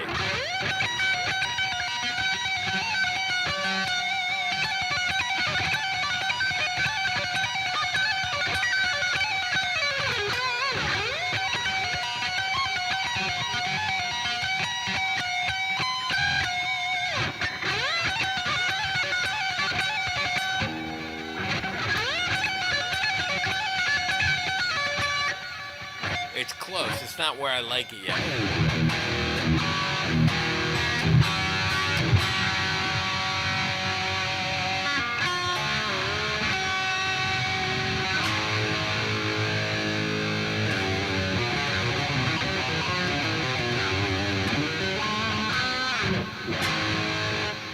If I take some of that off, let's take it completely off.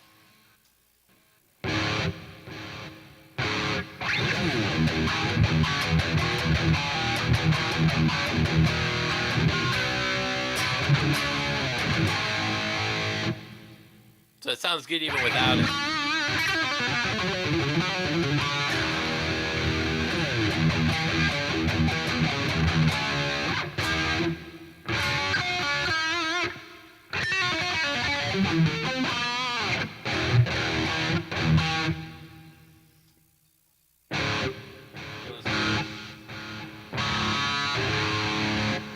Let's do a lower mix.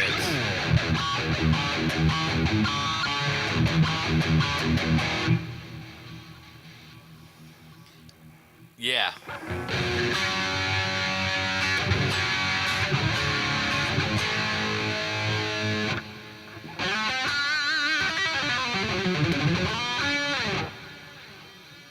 So if I was playing live, I would probably set it up more like this.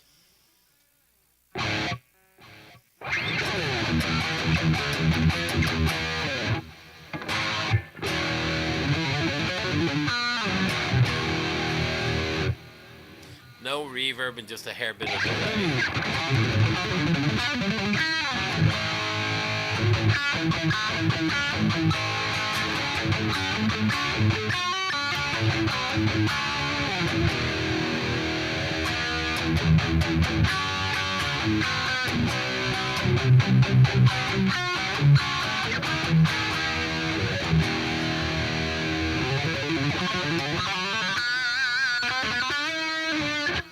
You guys suck for sure. I think it's Zach being a dumbass.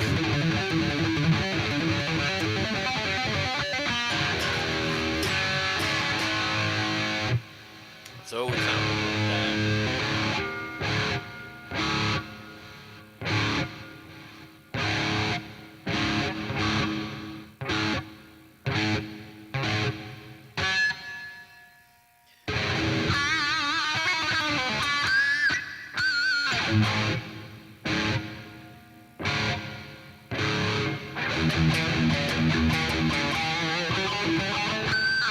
If I was recording, it might have more reverb on it. You're not Zach. You're a 49-year-old woman. So put your Facebook stuff on there, your Facebook info, and let us look you up. And if you are a 49-year-old woman, I will apologize to you and send you $1,000. Let's do that. If you're a 49-year-old woman and you have a Facebook account, post it. Post your Facebook account.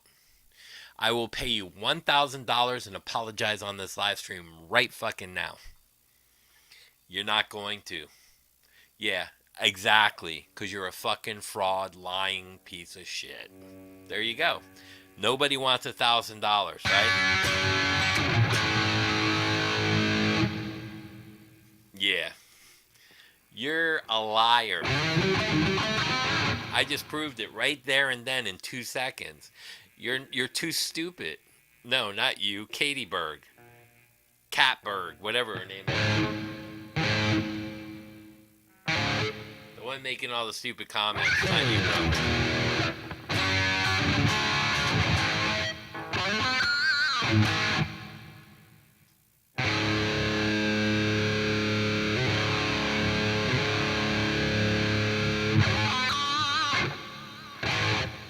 Let's get the mix up. I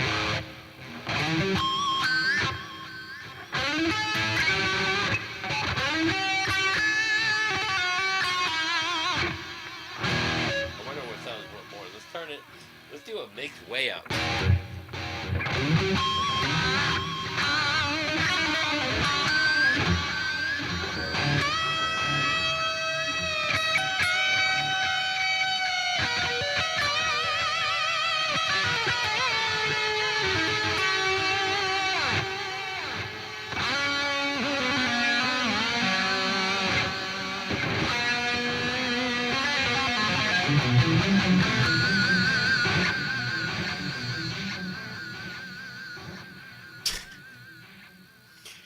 As I said, any 30-year-old man makes a YouTube channel dedicated to mess with Jip Boy only. Yeah.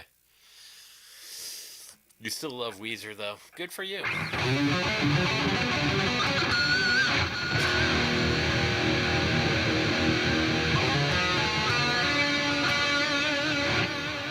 I've never in my life heard anyone say, I don't want $1,000 in a public apology on a live stream. That in alone would show you how much of a bullshitter that person is, and that they come on your channel and try to bullshit everybody else. It's not gonna work. Rock and rollers are cool. It's the problem are people like you that don't want to put up or shut up. But there's a lot of delay for you, man.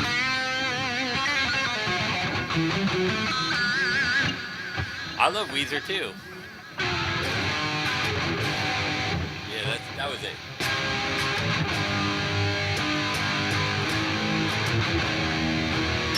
That was it, right?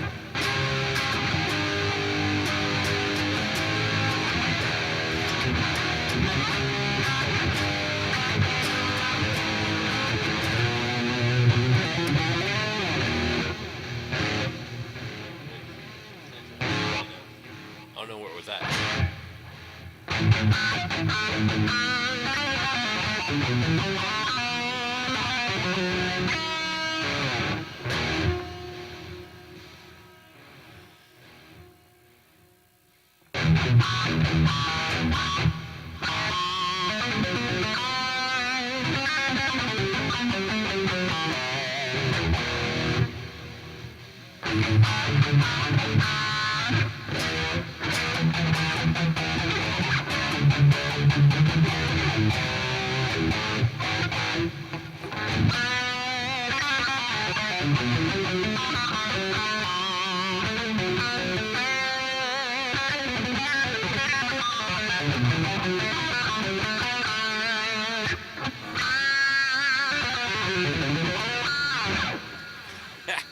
That's unbelievable. I don't even have to say nothing. You guys are all over. I'm pretty sure that's Zach.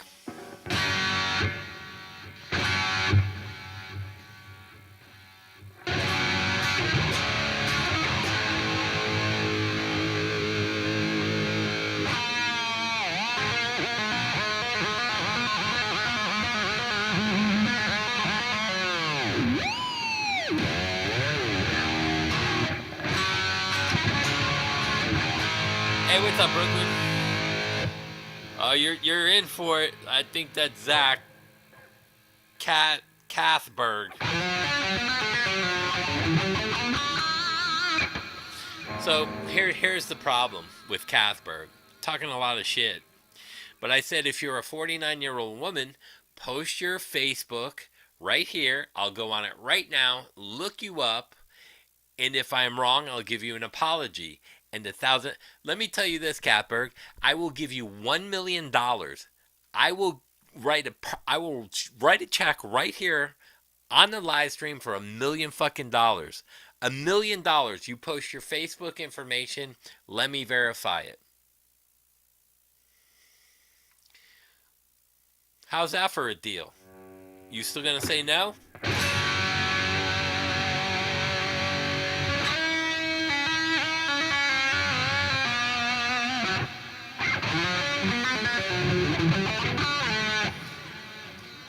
There is nobody that wouldn't give me their Facebook information right here on live in front of everybody, listening to me saying that I will send you $1 million. $1 million. It's not the deep state.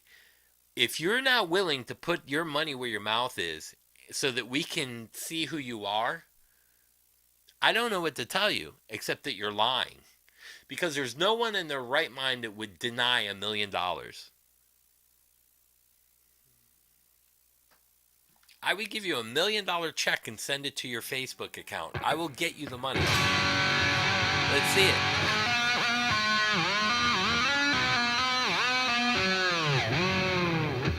But you're not going to do it because you know you're Zach. Or Tom.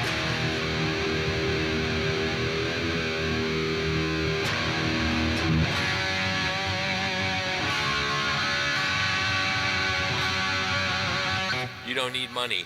It doesn't matter if you don't need money, bro.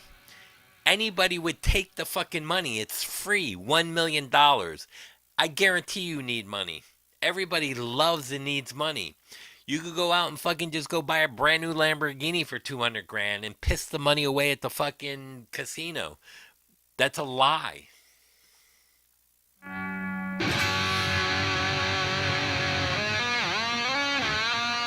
You could give it to your boy Tom.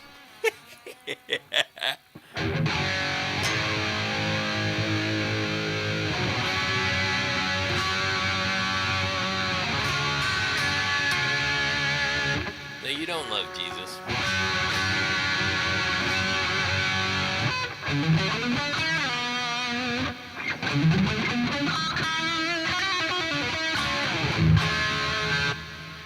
That's unbelievable.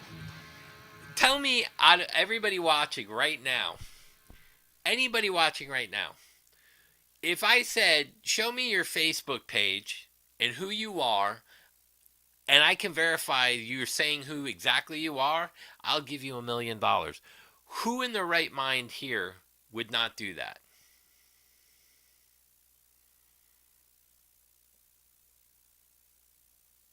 Yeah, ain't no one gonna refuse that. Oh yeah, I stole that from you, bro. Yeah. Who in their right mind is gonna do that?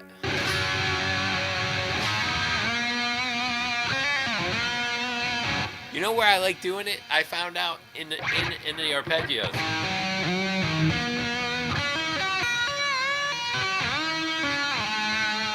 It sounds good in arpeggio, don't it?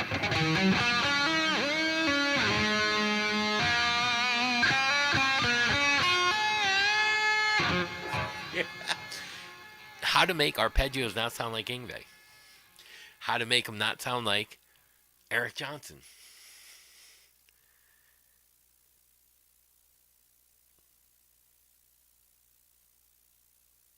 You're not on Facebook.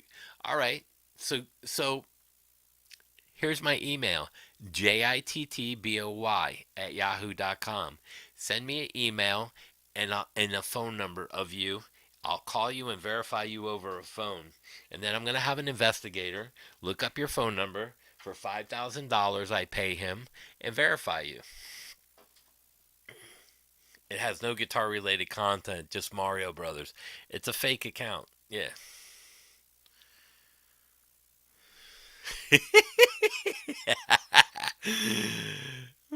That's funny, Maito. Midi Barb. How do you say that? Mightio Barto? Mightio Barto?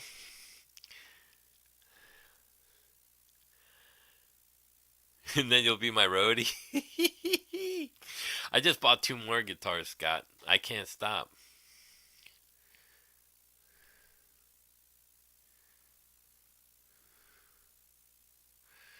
I'm on there with Johnny Juarez, a show we did. Okay, yeah. I use the block function free and easy. Yeah, anyone you can block, him or her. Spec fishing?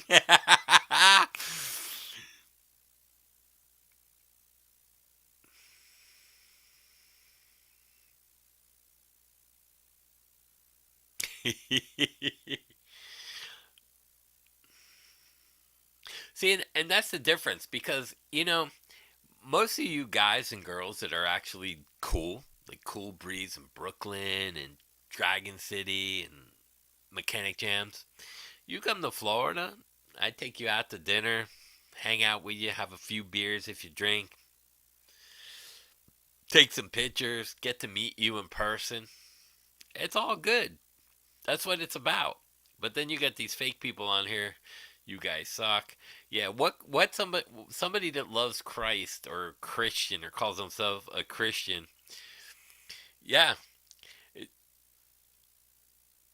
yeah, it's a sock account. But like who would say you guys suck beyond sucking and you call yourself a Christian?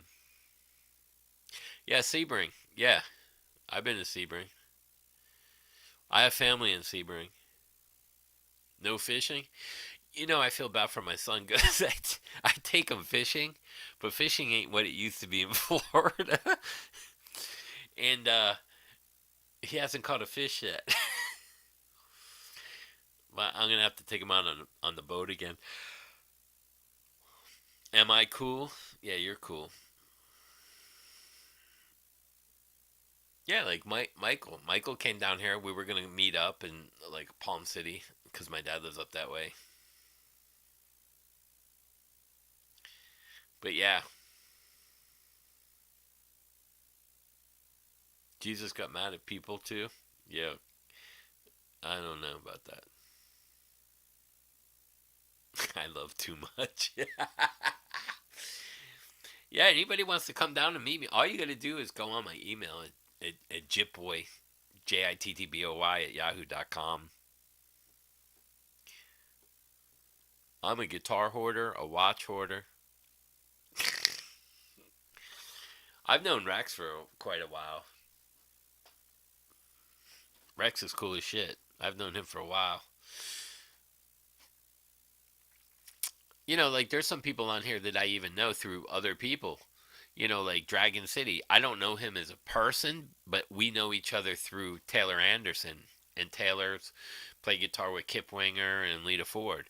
So there are other people, and he's been with like he's played with Quiet Riot and the other bands. So we're all mutual friends.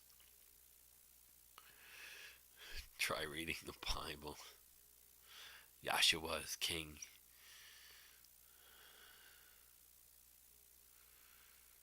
Yeah, like Michael. We were gonna meet up. It didn't work out, but next time you come or whatever, yeah, we'll meet up. The Hemingway Cats. Yeah, there's Birch State Park. There's all kinds of stuff. Fort Lauderdale Beach is cool. Coral Gables is cool.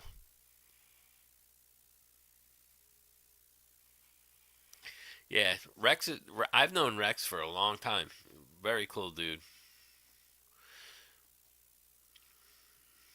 The check's in the mail, Rex. Trying to think. Oh, Pretty Boy Floyd. That's the other band that Dragon was just playing with. That he couldn't deal with them guys. Troll Palooza. Nah, it's just the same person trolling. Go get the Bible.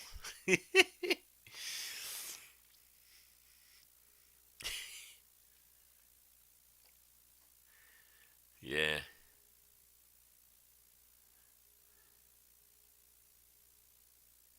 I just was on what was the channel? I was on a live stream and I was watching these guys. They gave away a guitar. It was four guys. I told them who I was and everything, and I was on there. Jerry was on there. Jerry almost won the guitar, and I even said if I win the guitar, I'm gonna sign it and give it back to you guys, and you can do another giveaway. And they're like, "What? Like, I don't need the guitar. I just helping out." They barely had 500 subscribers. I think the kid's name was Cole, and he almost blew a deal because I was trying to get my email to whoever won it. I think it was Mad Hatter. They're like, "This is my channel." I'm like, "Bro, knock it the fuck off. Nobody gives a shit anymore." But it wasn't his channel, so I didn't get ignorant with the other people. But he doesn't understand.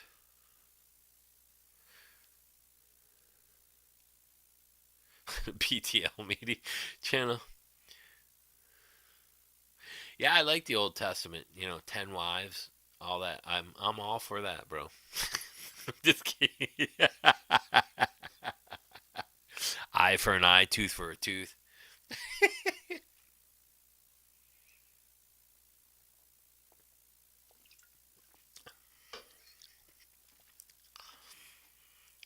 Jesus built my hot rod.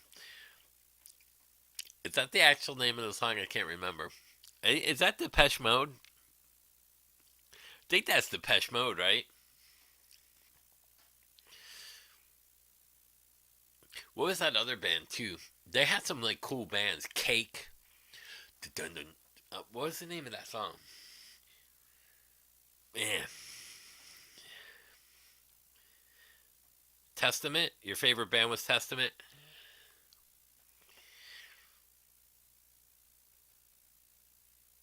Papa was a Rolling Stone.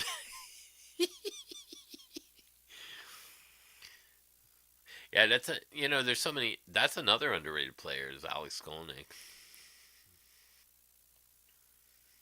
personal Jesus. Is one wife enough?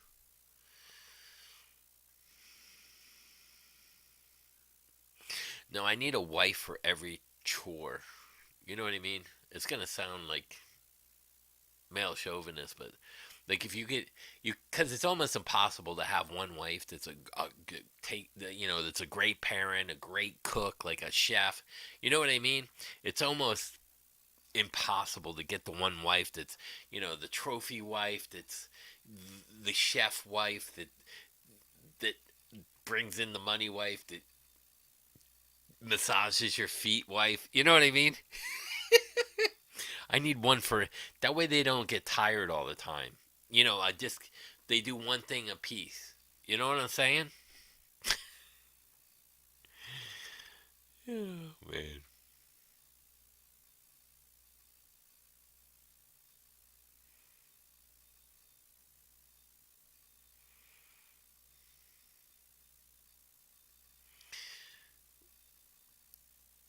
What did Stevie say? Oh, Chuck Billy.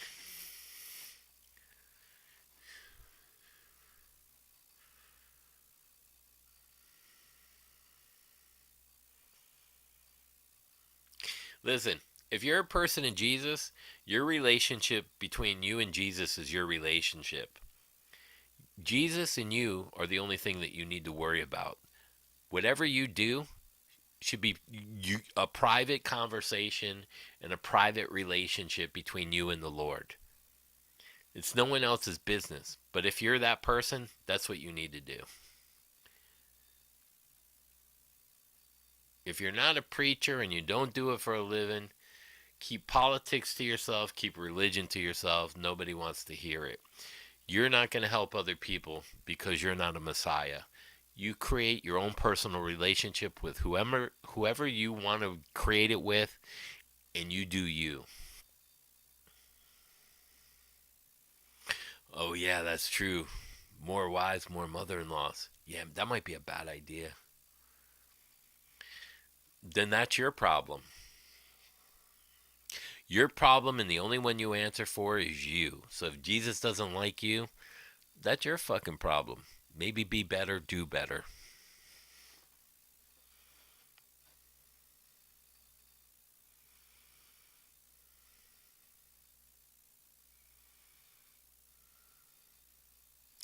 It's like guitars. I don't give a shit what people buy. The only thing I care about is honesty. You know? Yeah, the Harley Benton's a piece of shit. You know, I wish Dylan would just come out and not bullshit around with fucking Jace Allen. Jace Allen's a piece of shit. Shiller. Fucking lies on his own channel. You know, you're just shilling a product. That's okay. But do it the right way. And just say, listen, these are good guitars for the price. But you got to remember the price and what you're buying. Whatever you put into it is whatever you're going to get out of it. You may have to put some money into it.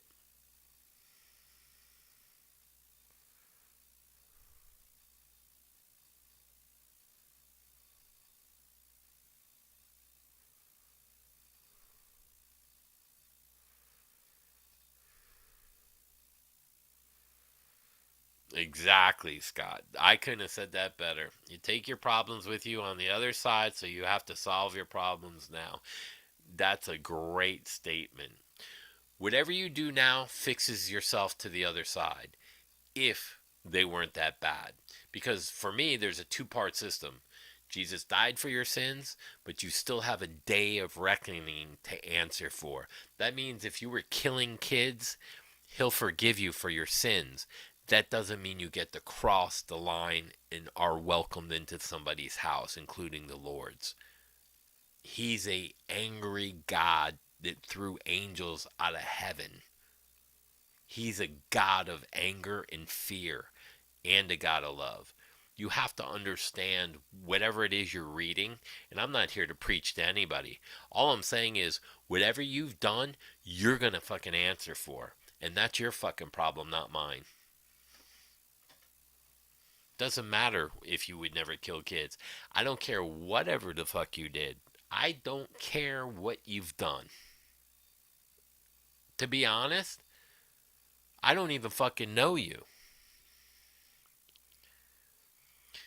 You're going to have to, for the how you act and how you walk, how you talk, how you carry yourself, all your mannerisms, whatever you did in life, you're going to have to answer for you.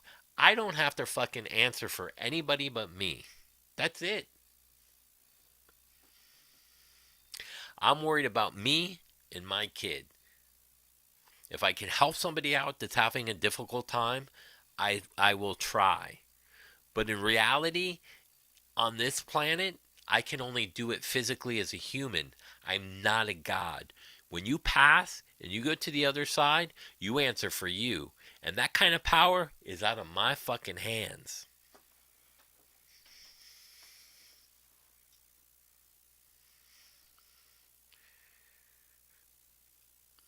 3 a.m. comes fast. All right, Amir. I love you, brother. You can call me anytime, Amir. You know that.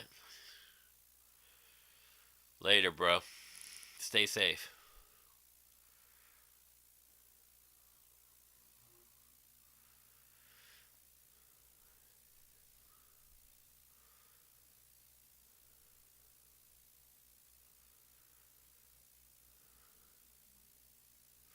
The power of dreams. Yeah, I believe in the power. Dude, there are so many weird things. I had some of the weirdest. I don't dream. I don't dream easy. Sometimes I go for years without dreams. Like years. I had the weirdest dream the other day. I'll tell you guys it cuz I don't know what the fuck it means. I was standing in like a hall. My kid was here. He seemed a little older. And there was a crowd. And on the other side was my grandmother. She was young. She died in her around 80. Her name was Asana. She didn't speak English. She was there. My wife's mom was there and my mom were there. And they walked around. And they came over to us. And my grandmother spoke complete fine English. And she was young. And I introduced them all to my son because those three never got to meet my son. And my son was just looking at me, smiling. And it was weird because when I woke up, I had the feeling that someone in my family was going to pass. Whether it be my uncle, my father, or whatever. It was a weird dream. I don't know what it means. Nothing even happened. So that was something weird for me.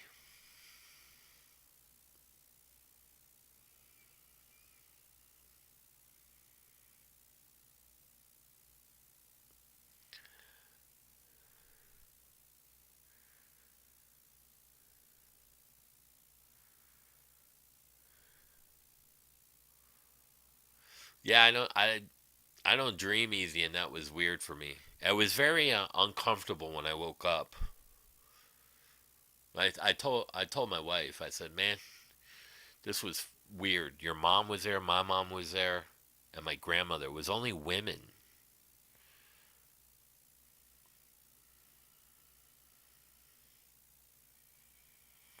Yeah, I don't know what it meant, you know. And I'll tell you, I went and saw my uncle today because I hadn't been feeling good, so I haven't seen him for a few days. I went and saw him, and I actually called my dad. I said, "Do you want to talk to your brother?" So I said, "Can you FaceTime?" Because he has a cell phone, like an old cell phone. He goes, "Yeah." So I FaceTimed them, and they actually got to see each other. And I could see them smile, and they were talking in Armenian and stuff. And I was going behind my uncle. Lavon got ugly. Telling him about my dad, just joking around. He was laughing. So it was fun. It was kind of funny to hear them and to see them both smile and stuff. So there you go. There's like something that I did that I didn't think about before that came to me while I was sitting there with my uncle. And he was waiting by the front door when I walked in, which was funny.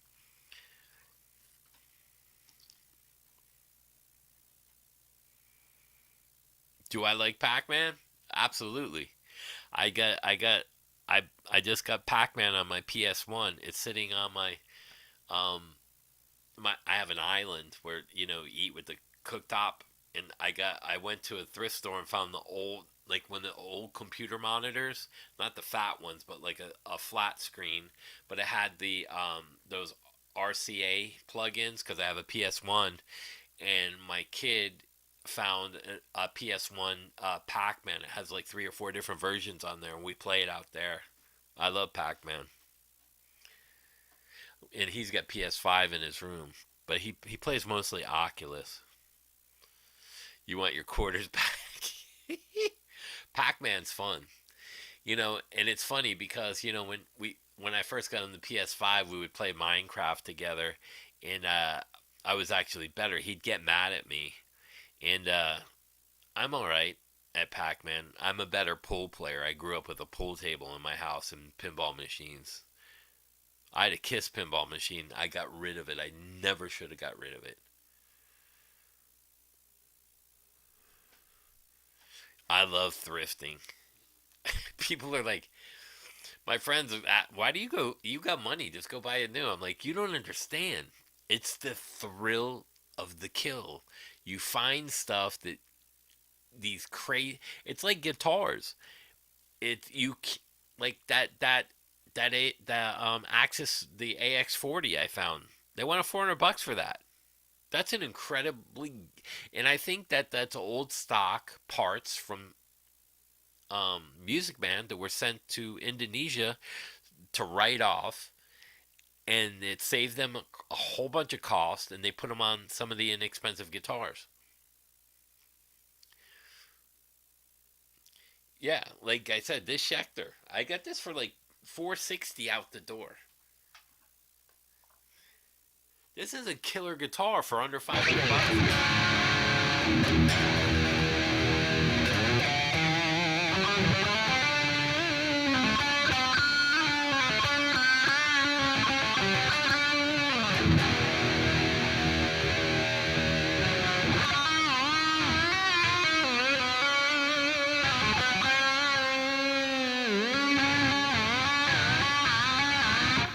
Can I do that with the whammy?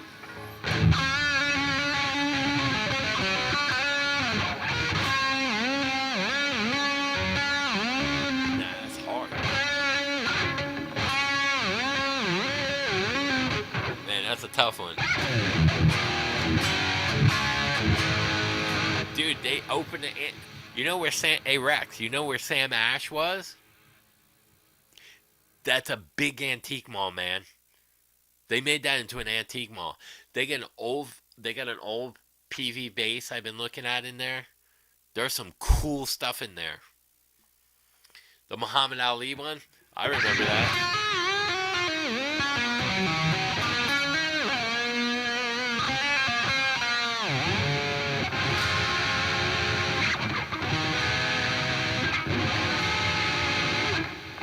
Man, that just sounds better with the whammy, doesn't it? How come more jazz players don't play like that?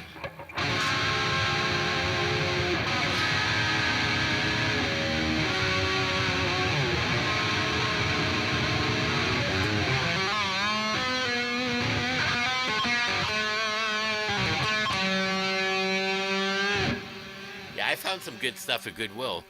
Up by my dad, my kid found this. I don't know what it's called. It was underneath the shelf, and he goes, "Dad, look, they were like $10,000. It's this weird thing from McDonald's. Like it looks like a Grimace that they were selling on eBay." I also, I did find a gold Donald Trump coin, a solid gold Donald Trump coin, at a Goodwill.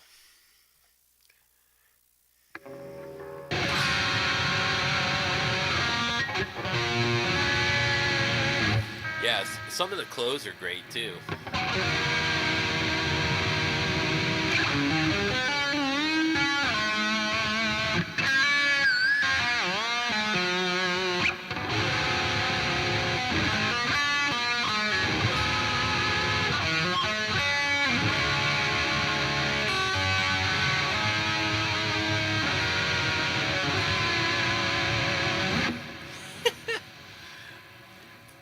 some these jazz guys gonna get into some of the modern whammy stuff. They could create so much sounds. Like jazz guys, if they got into like what was that one pedal that did all like all those guys like I can't remember. It was something mouse. There's some newer bands. What was that pedal? Does like the organ sounds. You could do some cool organ sounds. Yeah. Somebody put a solid gold Trump coin, because I collect coins.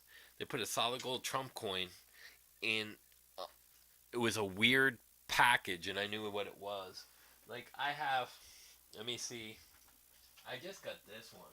This was given to me by my dad. I don't know what this is. I think this is a Kennedy, but it's gold and silver. And it's got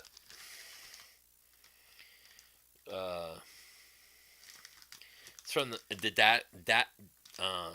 Danbury Mint.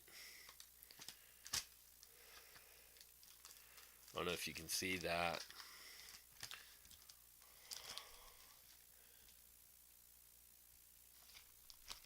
Then it's got all the stuff in here with it. All the paperwork. That's silver and gold. Kind of cool, I thought. He gave it to me. He had bought two. I should probably not throw that right. Under the amp. Yeah, I get some of the. That's where I get all my '80s clothes now. Oh really? A Coltrane and a Paco. Sometimes you can find some really cool. Yeah, the Schecters are cool. I like all guitars, man. Like the Les Paul sounds good too. Like some of the new stuff. I don't know if I can reach it, but like let's see what's right here. Hey Fur Dog? Did you see the Heritage?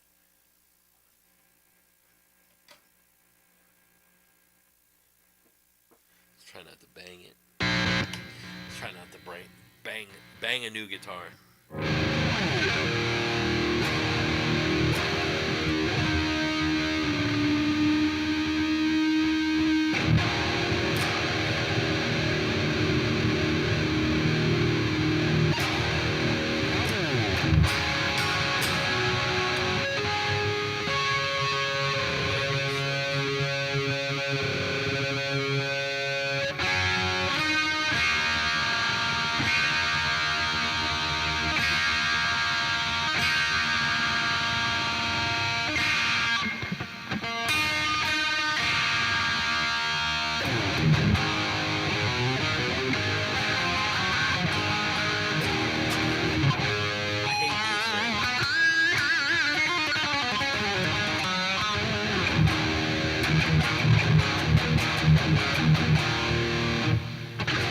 See how thick that is?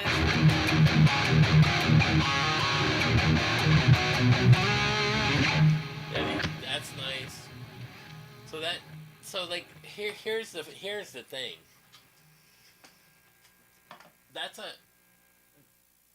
If you buy that new, it's like probably by the time you pay it, it's probably $2,500 to $3,000. Now here's a $16,000 guitar.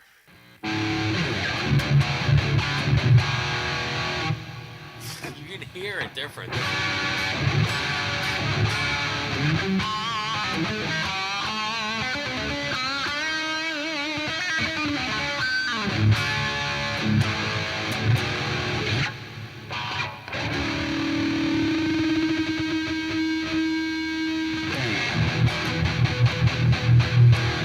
You can hear more articulate because it's got antiquity pickups in it.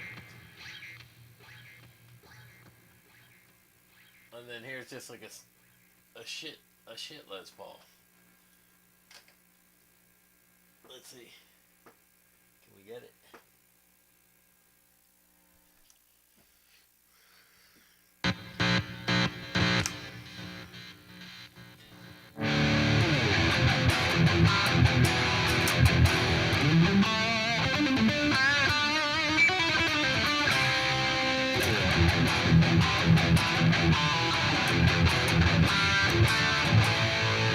So do they all sound pretty close? I think so.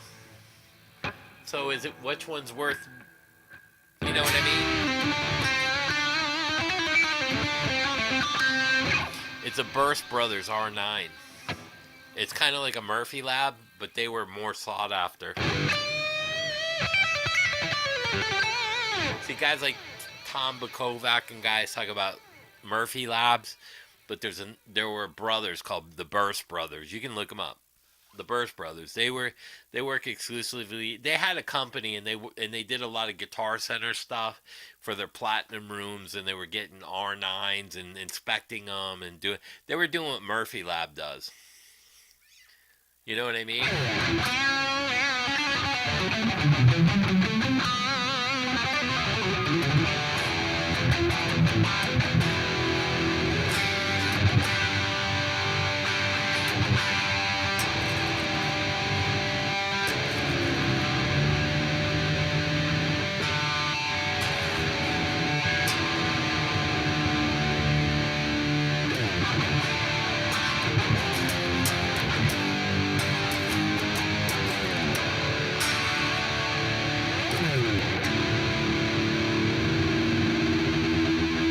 Yeah, they all sound pretty close, right?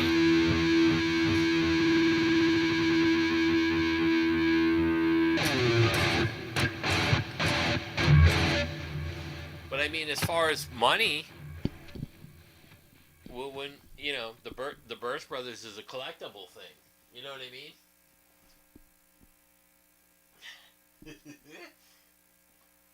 Terrifier, you fucking scare me. Let's see if I can hook it in there. We got it in. Is it gonna stay? Will it drop? Let's see.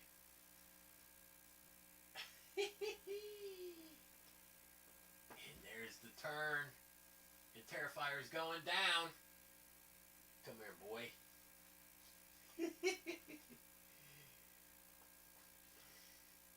And then you got like my white that's a custom. You know what I mean? Okay, let's put it in there. Can I grab it? Let's see.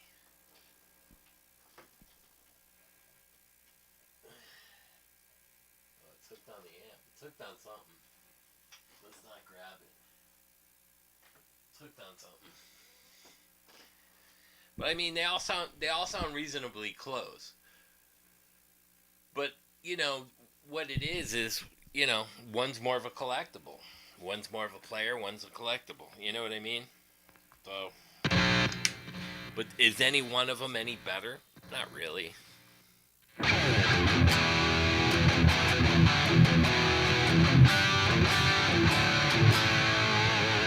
Now this sounds close to the Heritage.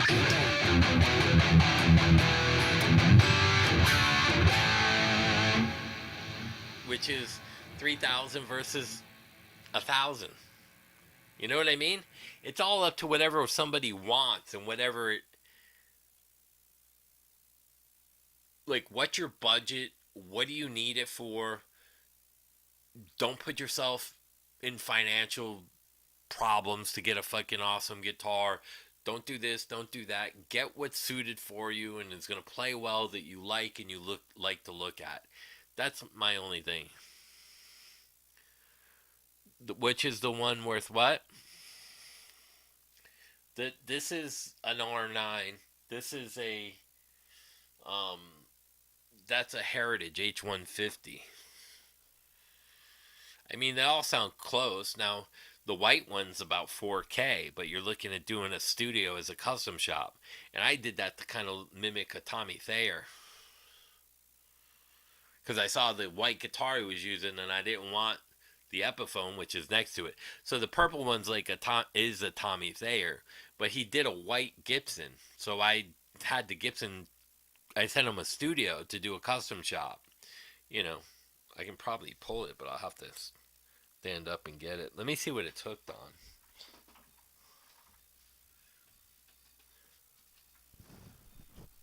Let's see. Let's see. Can I get it?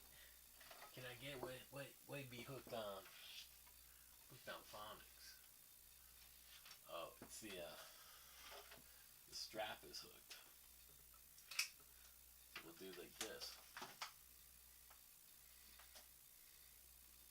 eject it.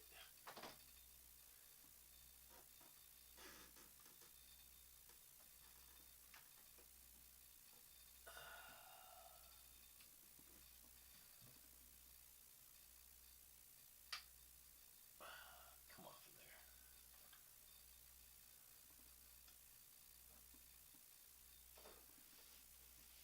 Will it come out? Strap locks. Gotta love to hate them. Can't get it out. So I can probably do this. There we go. Success. It was stuck on the other guitar.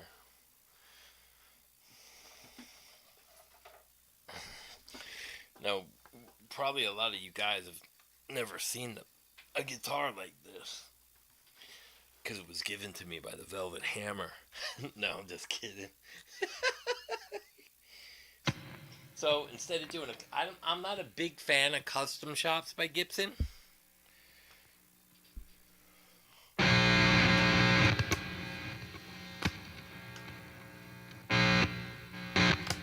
So that's all mirrored with Seymour Duncan's in there.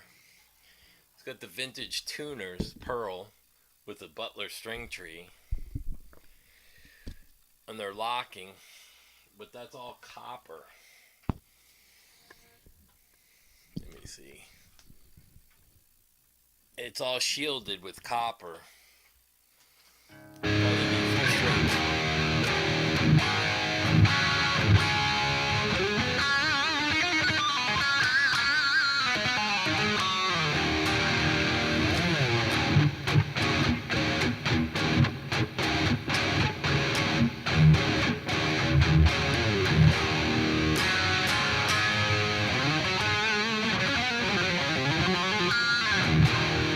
This is my favorite Les Paul. I've had this for years.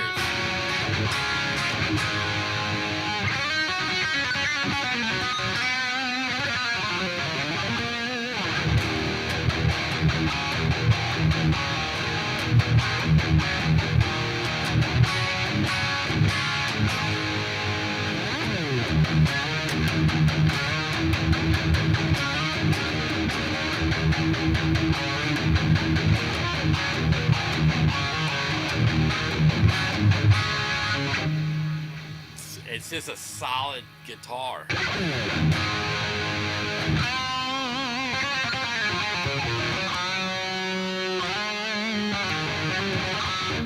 What the Hell Yeah? The Hell Yeah band?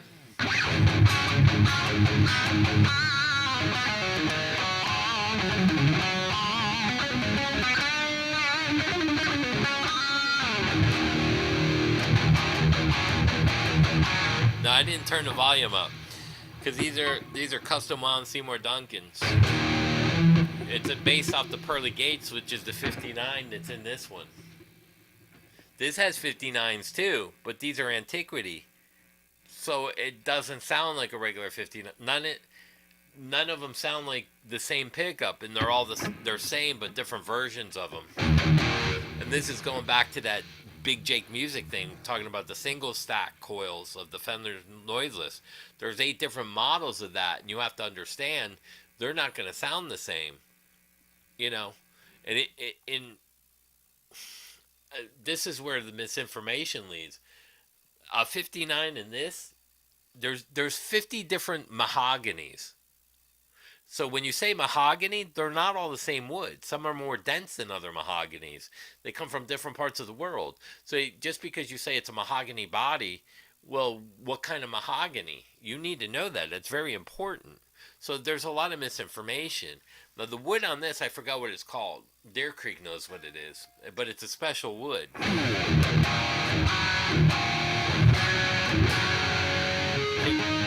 probably could row it.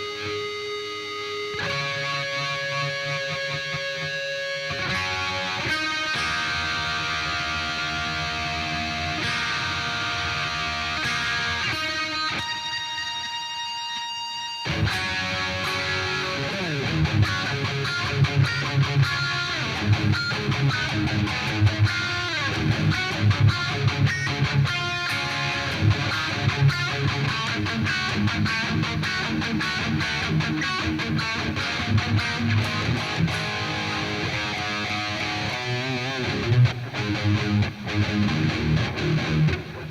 like, it's a thick sound.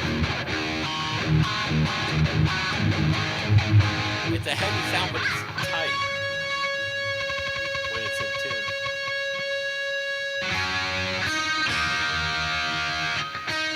I'm gonna go on the record. I hated that song by Cheap Trick. She's tight.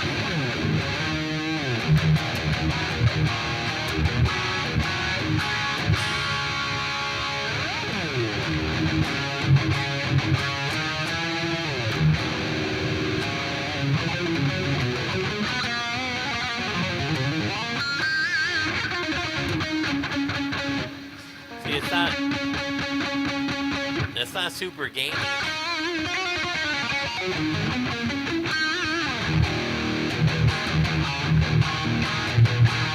It's just a great guitar. What's up, Pawn Chop? Up Shit Creek and back to Triple Creek. Yeah, and that's the other thing. So whoever's winding the pickups to Seymour Duncan, who knows how many different shops they have, Seymour Duncan, where they're hiring, you know what I mean? Maybe they got two different shops, or maybe it's one big shop and they got different winders winding the same pickup. Like, you don't know what the schedule is or how they wind them, or who, you know, maybe somebody was they're hung over from the night before and the windings aren't super tight because they're not watching the specs on the machine. I mean, there's all kinds of stuff that can happen. You know what I mean?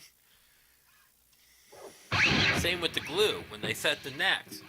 You know, I have a friend that works at Gibson. He's not the greatest. He's not even a luthier, and he's quality control.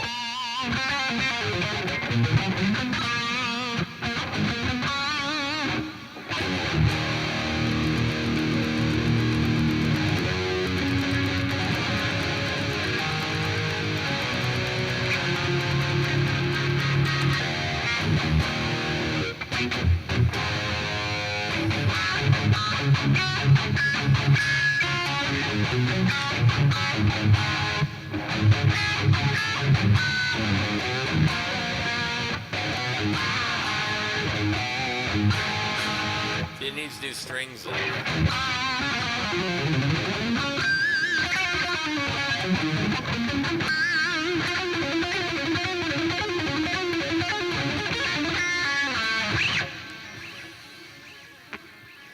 What's up, Hayden?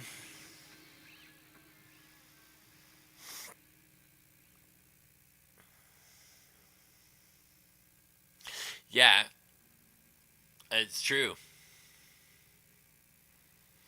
And I really think that Squire 50 Vibes, the pine body, is probably the best Squire they ever built.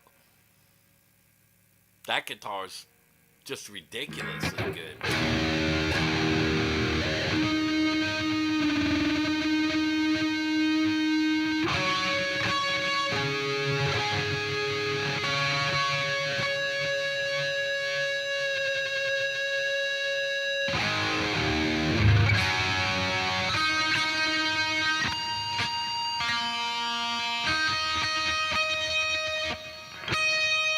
Hear the waver?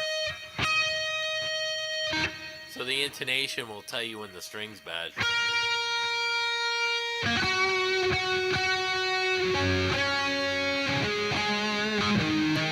It's these first two.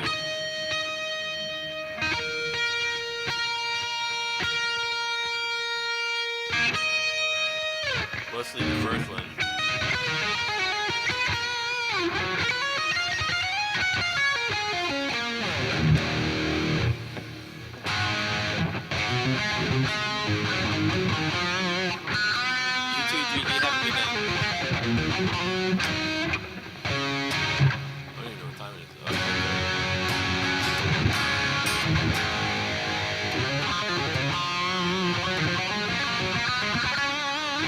See, like this neck, like the top, kind of looks more like the Paduke.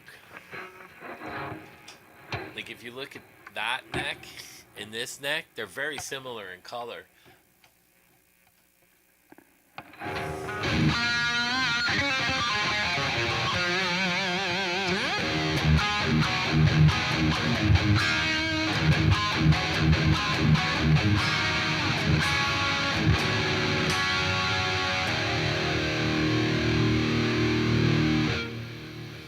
Oh, but they're not Stevie Ray pickups. No.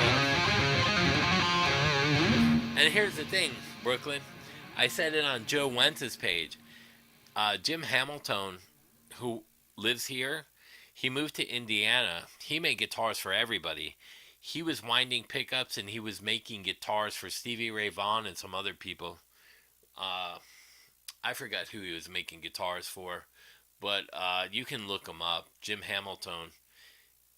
Your Fender wasn't making the guitars the Stevie Ray was playing. That was Jim Hamilton.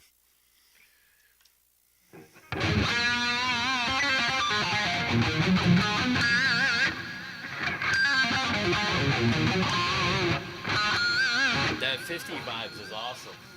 Here, let me grab that real quick because I can put this over here. That way I don't have to go back behind all that. Let's see. Let's see. Move this out of the way. Put that over here, just to lean on me.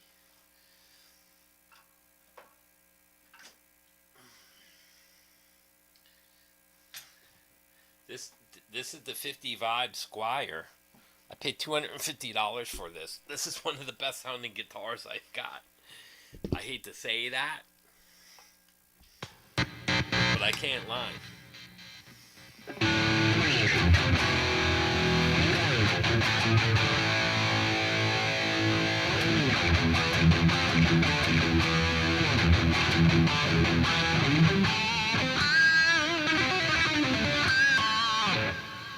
No noise. I hear a little. It's a pine body.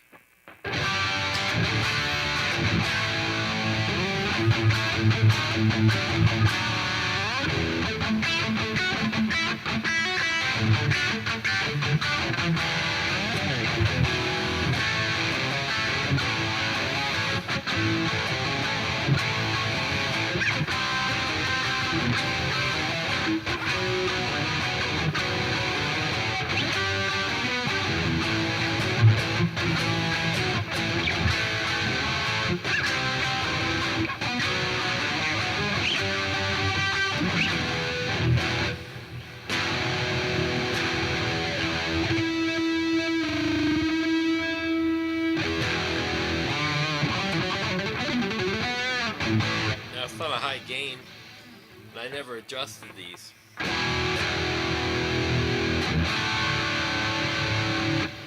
like a lot of that could go way up. That pickup could go way up. I don't where did I do it with screwdrivers? I don't know. Where are all my screwdrivers? Did I put them somewhere? Probably.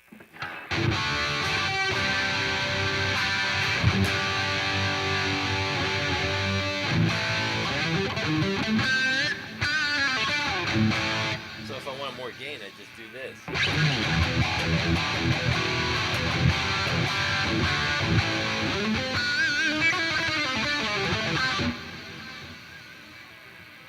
See, now you can hear that. Well, if I wanted to,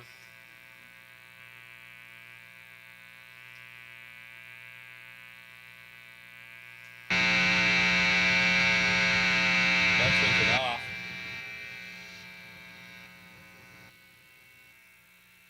No more noise. No more gain.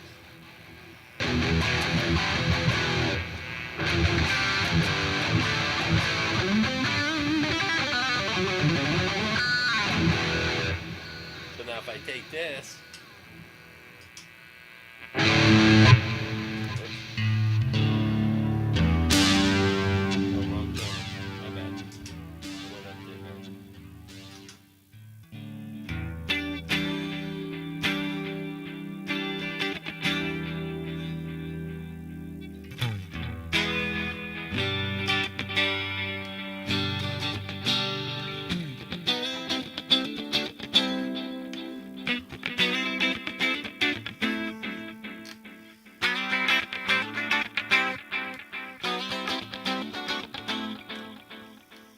Now you can hear the pickups, right?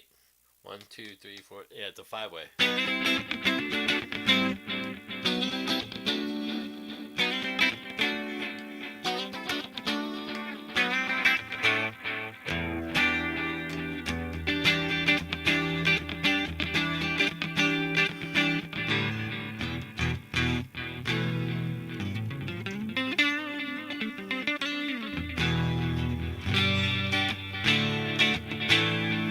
This, like a lot of people, because it's a gloss neck, like the old 50s, I don't mind it because I got guitars that have painted necks like the Les Pauls. It just feels like a painted neck, so if you're used to playing them all, the necks are great.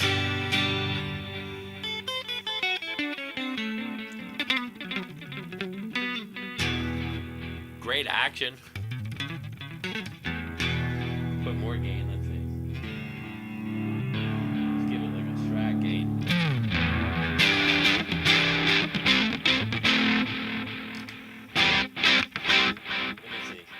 Let me see if I have a Strat sound on here.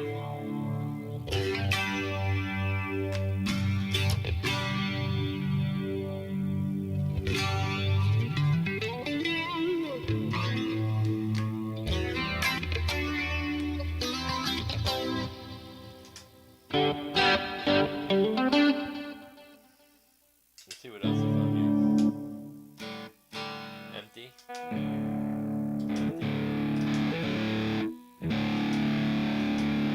Empty. Damn.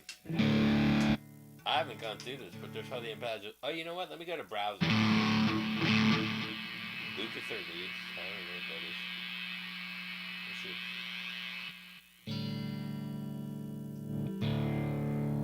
Dirty Shirley.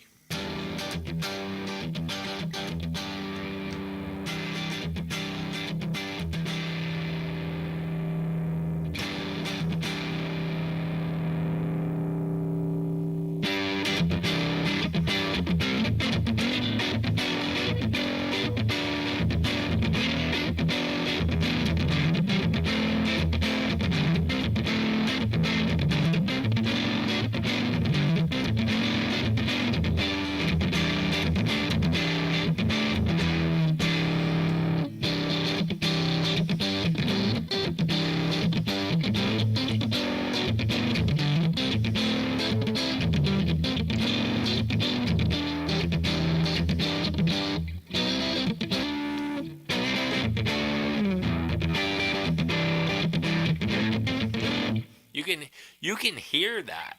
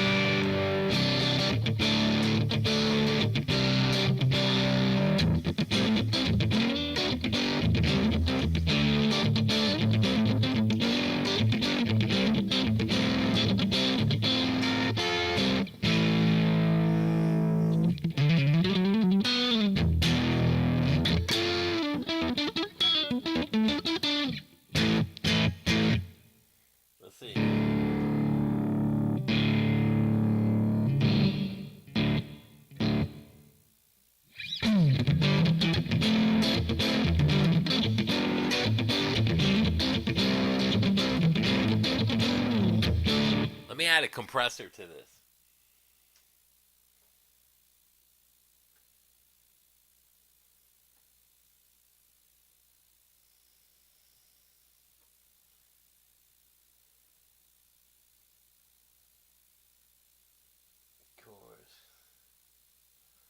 Compressor.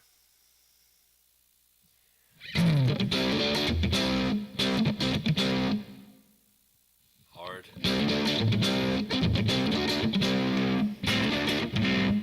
Yeah, let's go back to soft. Okay, so let me go out of here.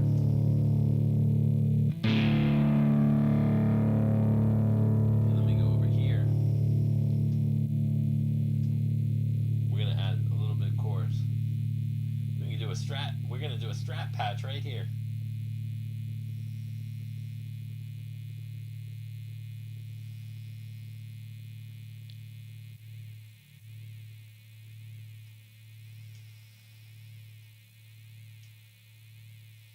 Let me go over here. Oh, it's a matchbox. It's a matchbox R121. Pull some of the chorus off. Here you go. So what are you going to do a patch?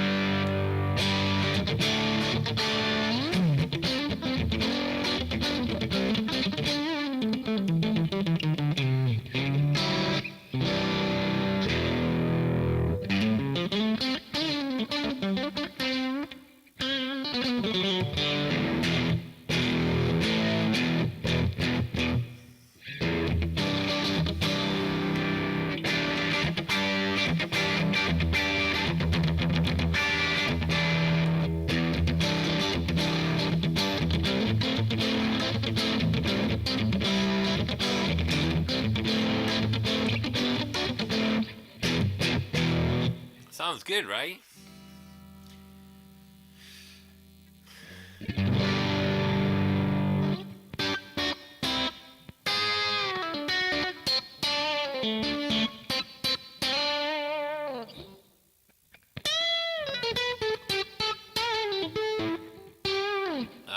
That's playing with your fingers.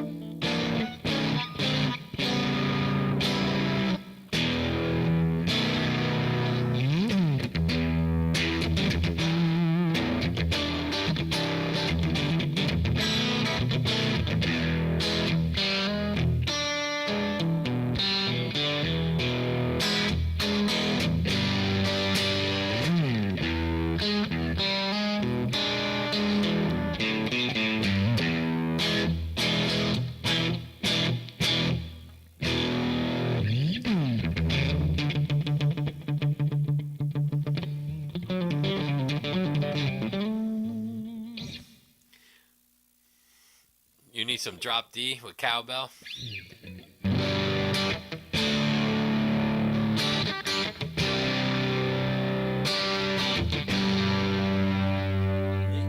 Everything is on 0 on the EQ. So the bass is 0, everything.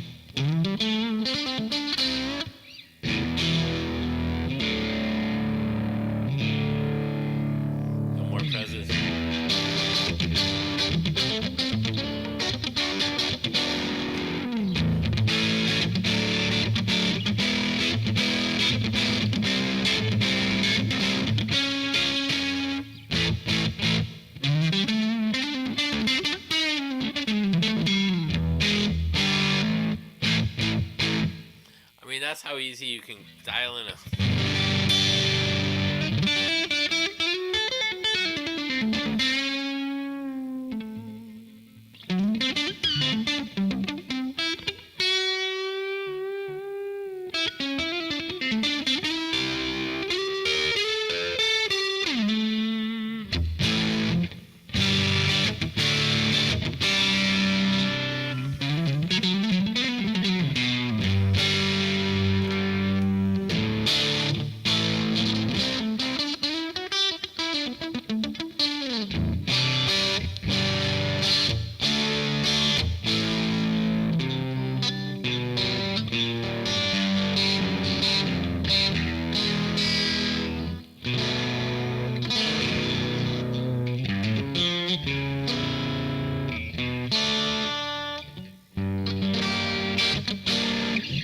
Yeah, it sounds great.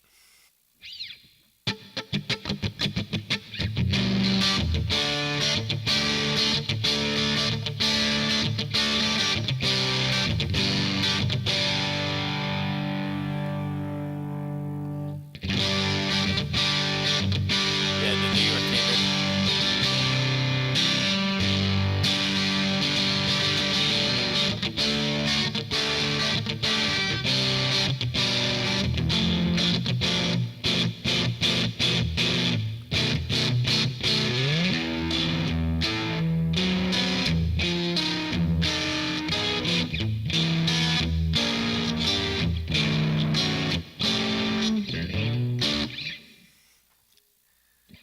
Yeah, this is.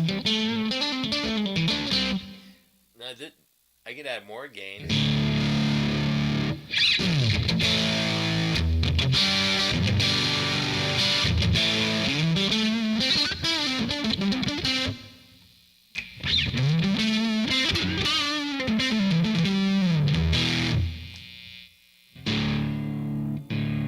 I wonder if we put a fuzz in front. Should we try a fuzz? Just for shits and giggles?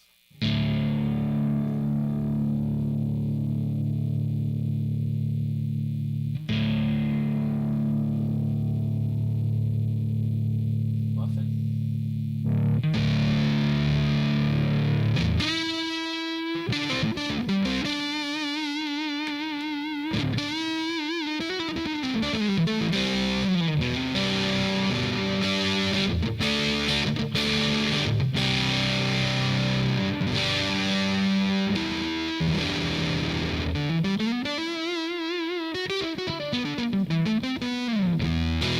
That's with a fuzz. See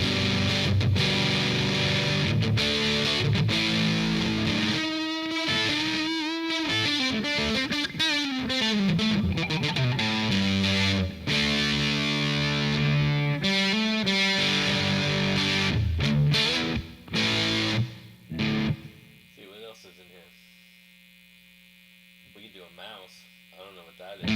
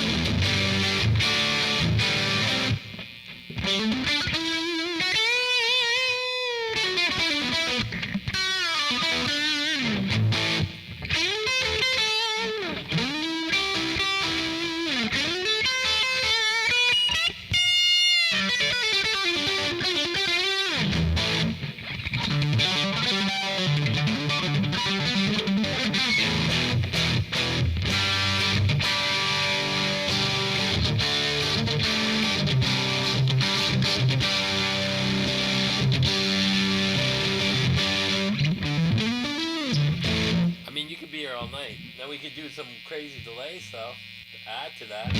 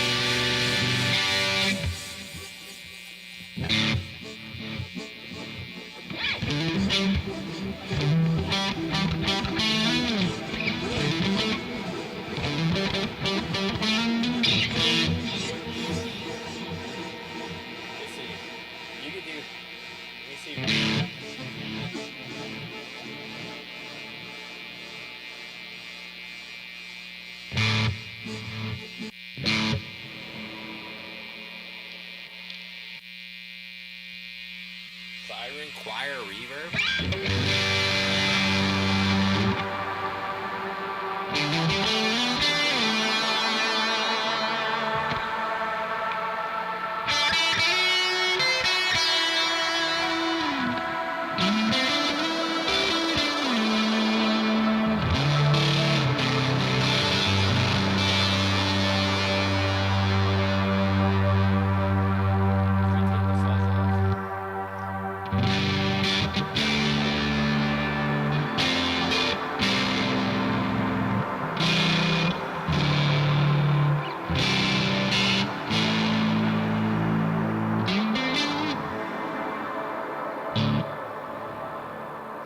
This is the fun you can have with Kemper all day, right? And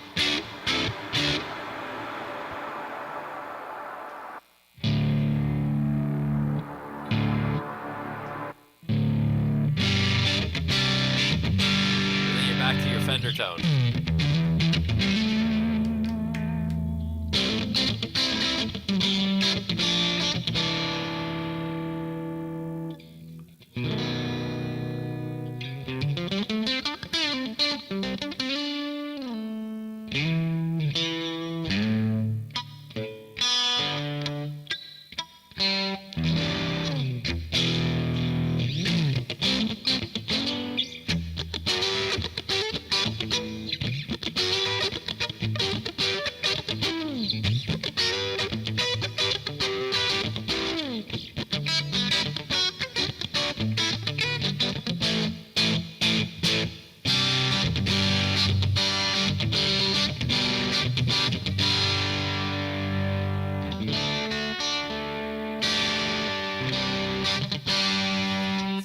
This is like perfect Strat sound for me.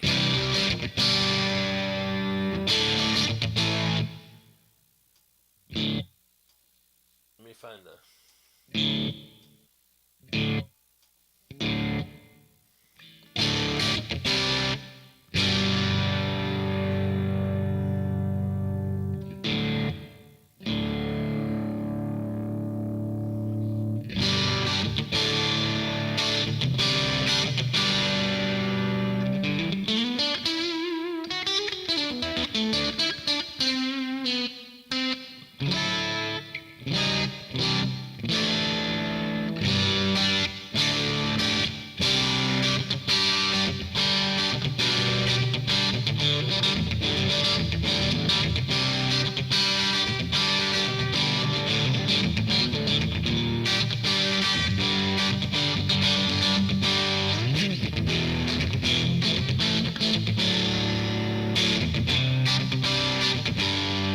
I'm gonna save it just like that.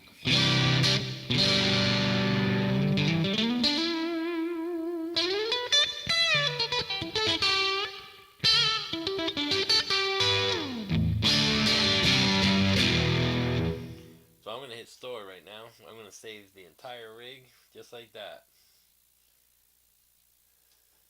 Replace, stored.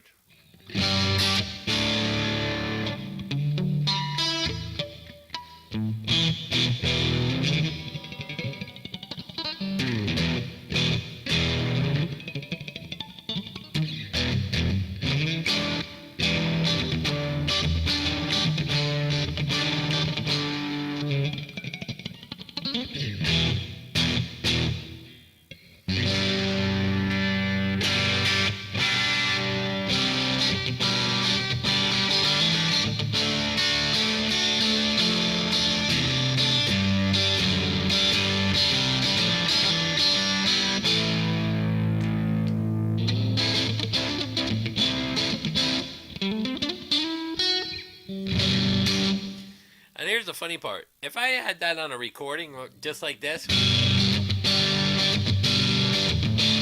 like a record, ain't no one gonna know that that's Kemper.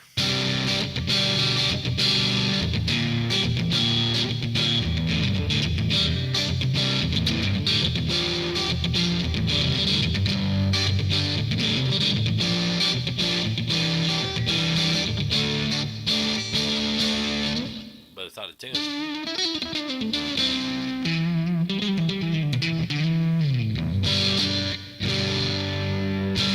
Now you want to hear the kicker? I had this.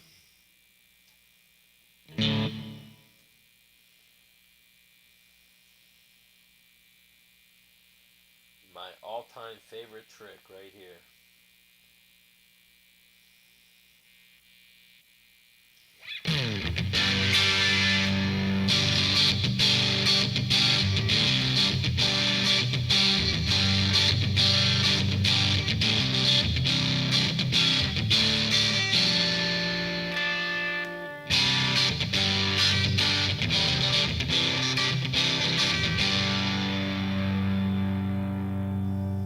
Now if I wanted a rhythm mix,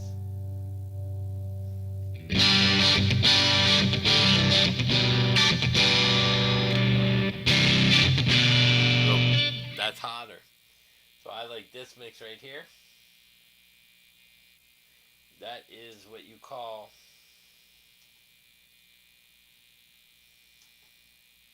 a vintage EQ in the loop. What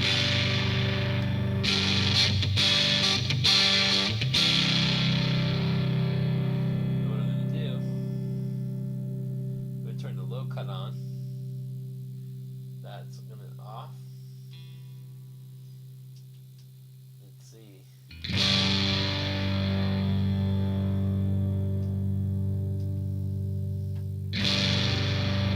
Low gain up a hair.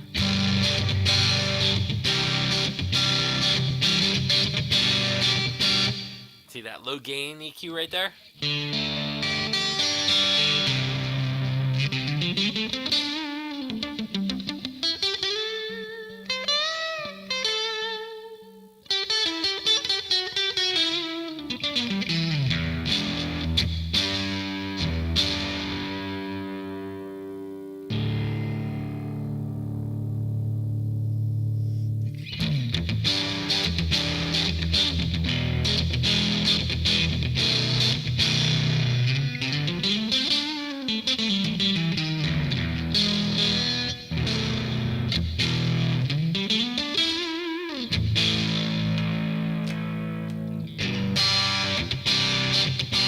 Ooh, right there, man. That's...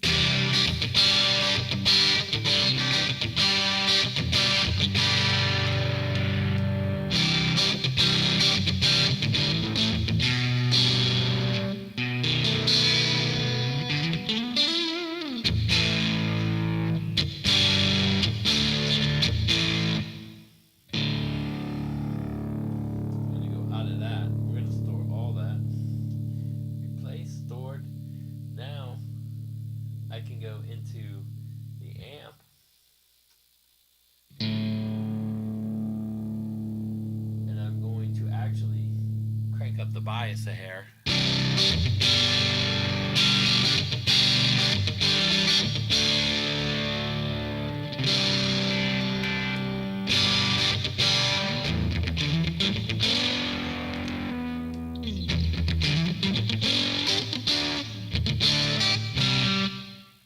perfect. Do I get sag?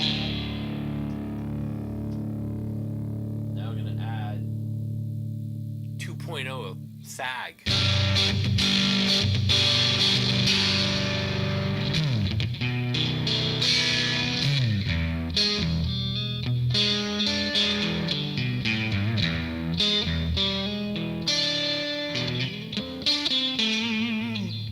Man, that sounds good.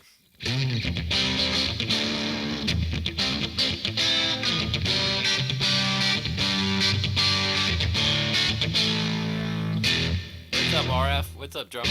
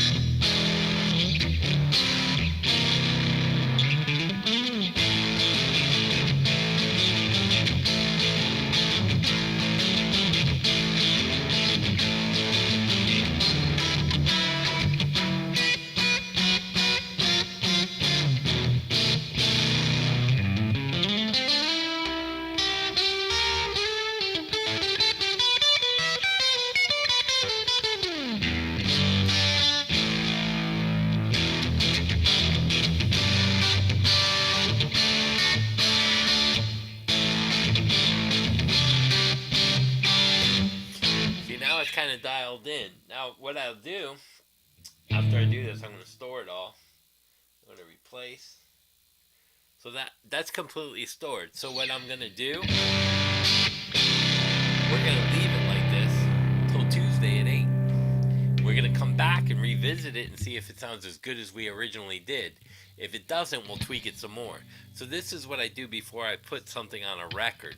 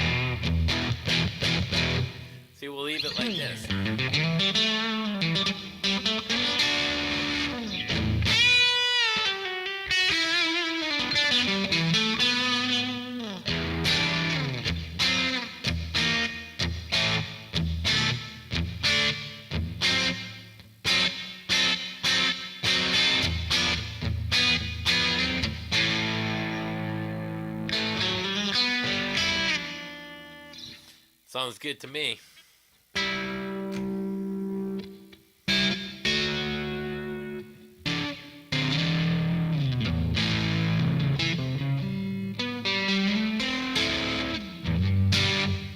So we'll leave it like that.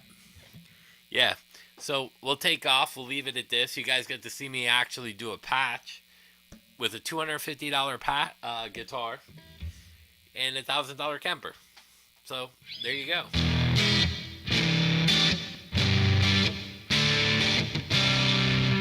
Well, this is a stage. This is everything in the foot pedal version. So I have a toaster, I have the rack, and now I have the foot pedal version. You can get those for like $750, and it's set up for stage. And here's what I really like about it. So let me show you guys the difference on why I bought a stage. It's for travel one. Let me see, can I get this over here? What am I pulling on? What's stuck on the chair? Alright, so I can put this up like this. So here's your controllers, right? So I'm on, I don't know if you can see, I'm on patch 2. See it lit up over here? So I'm holding it upside down so you can see the patches. If I do this, where am I? Here's number 2 over here, right? This is the tone I'm on. So if I hold this, you're going to see this go up. So that I can create a whole nother scene. So if I add more gain, more delay, there's my lead channel. I can morph it back down instantly. See that? So I can do a lead channel and a rhythm on one. So I have 5 of these. Excuse me. So that's 10 patches because there's a scene inside a scene. But here's the cool part of it. Let me flip it again. Over here, you got 1, 2, 3, 4. You can assign foot pedals to this through here. So I can have 4 foot pedals on each one to turn on and off to coincide. So if I did this, it's empty. But I can turn my effects on and assign them to here. So this is 4 sets of 4 for a stomp box mode. That's insane what you can do with this. Yeah, you can put recorded tracks on a thumb drive, bro.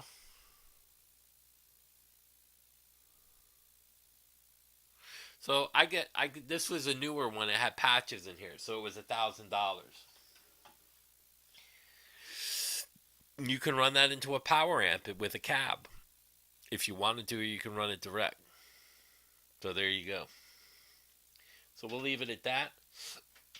And then I'll see you guys Tuesday at 8. We'll put this patch on, and we'll see if it's any good. We'll see if it is as good as we saw. Because what happens is you keep tweaking stuff, and then you go back and listen to it. If it sounds good when you go back, then it's a keeper. Or you got to dial it back in. So there you go. All right, everybody. Peace out. Thank you for joining me.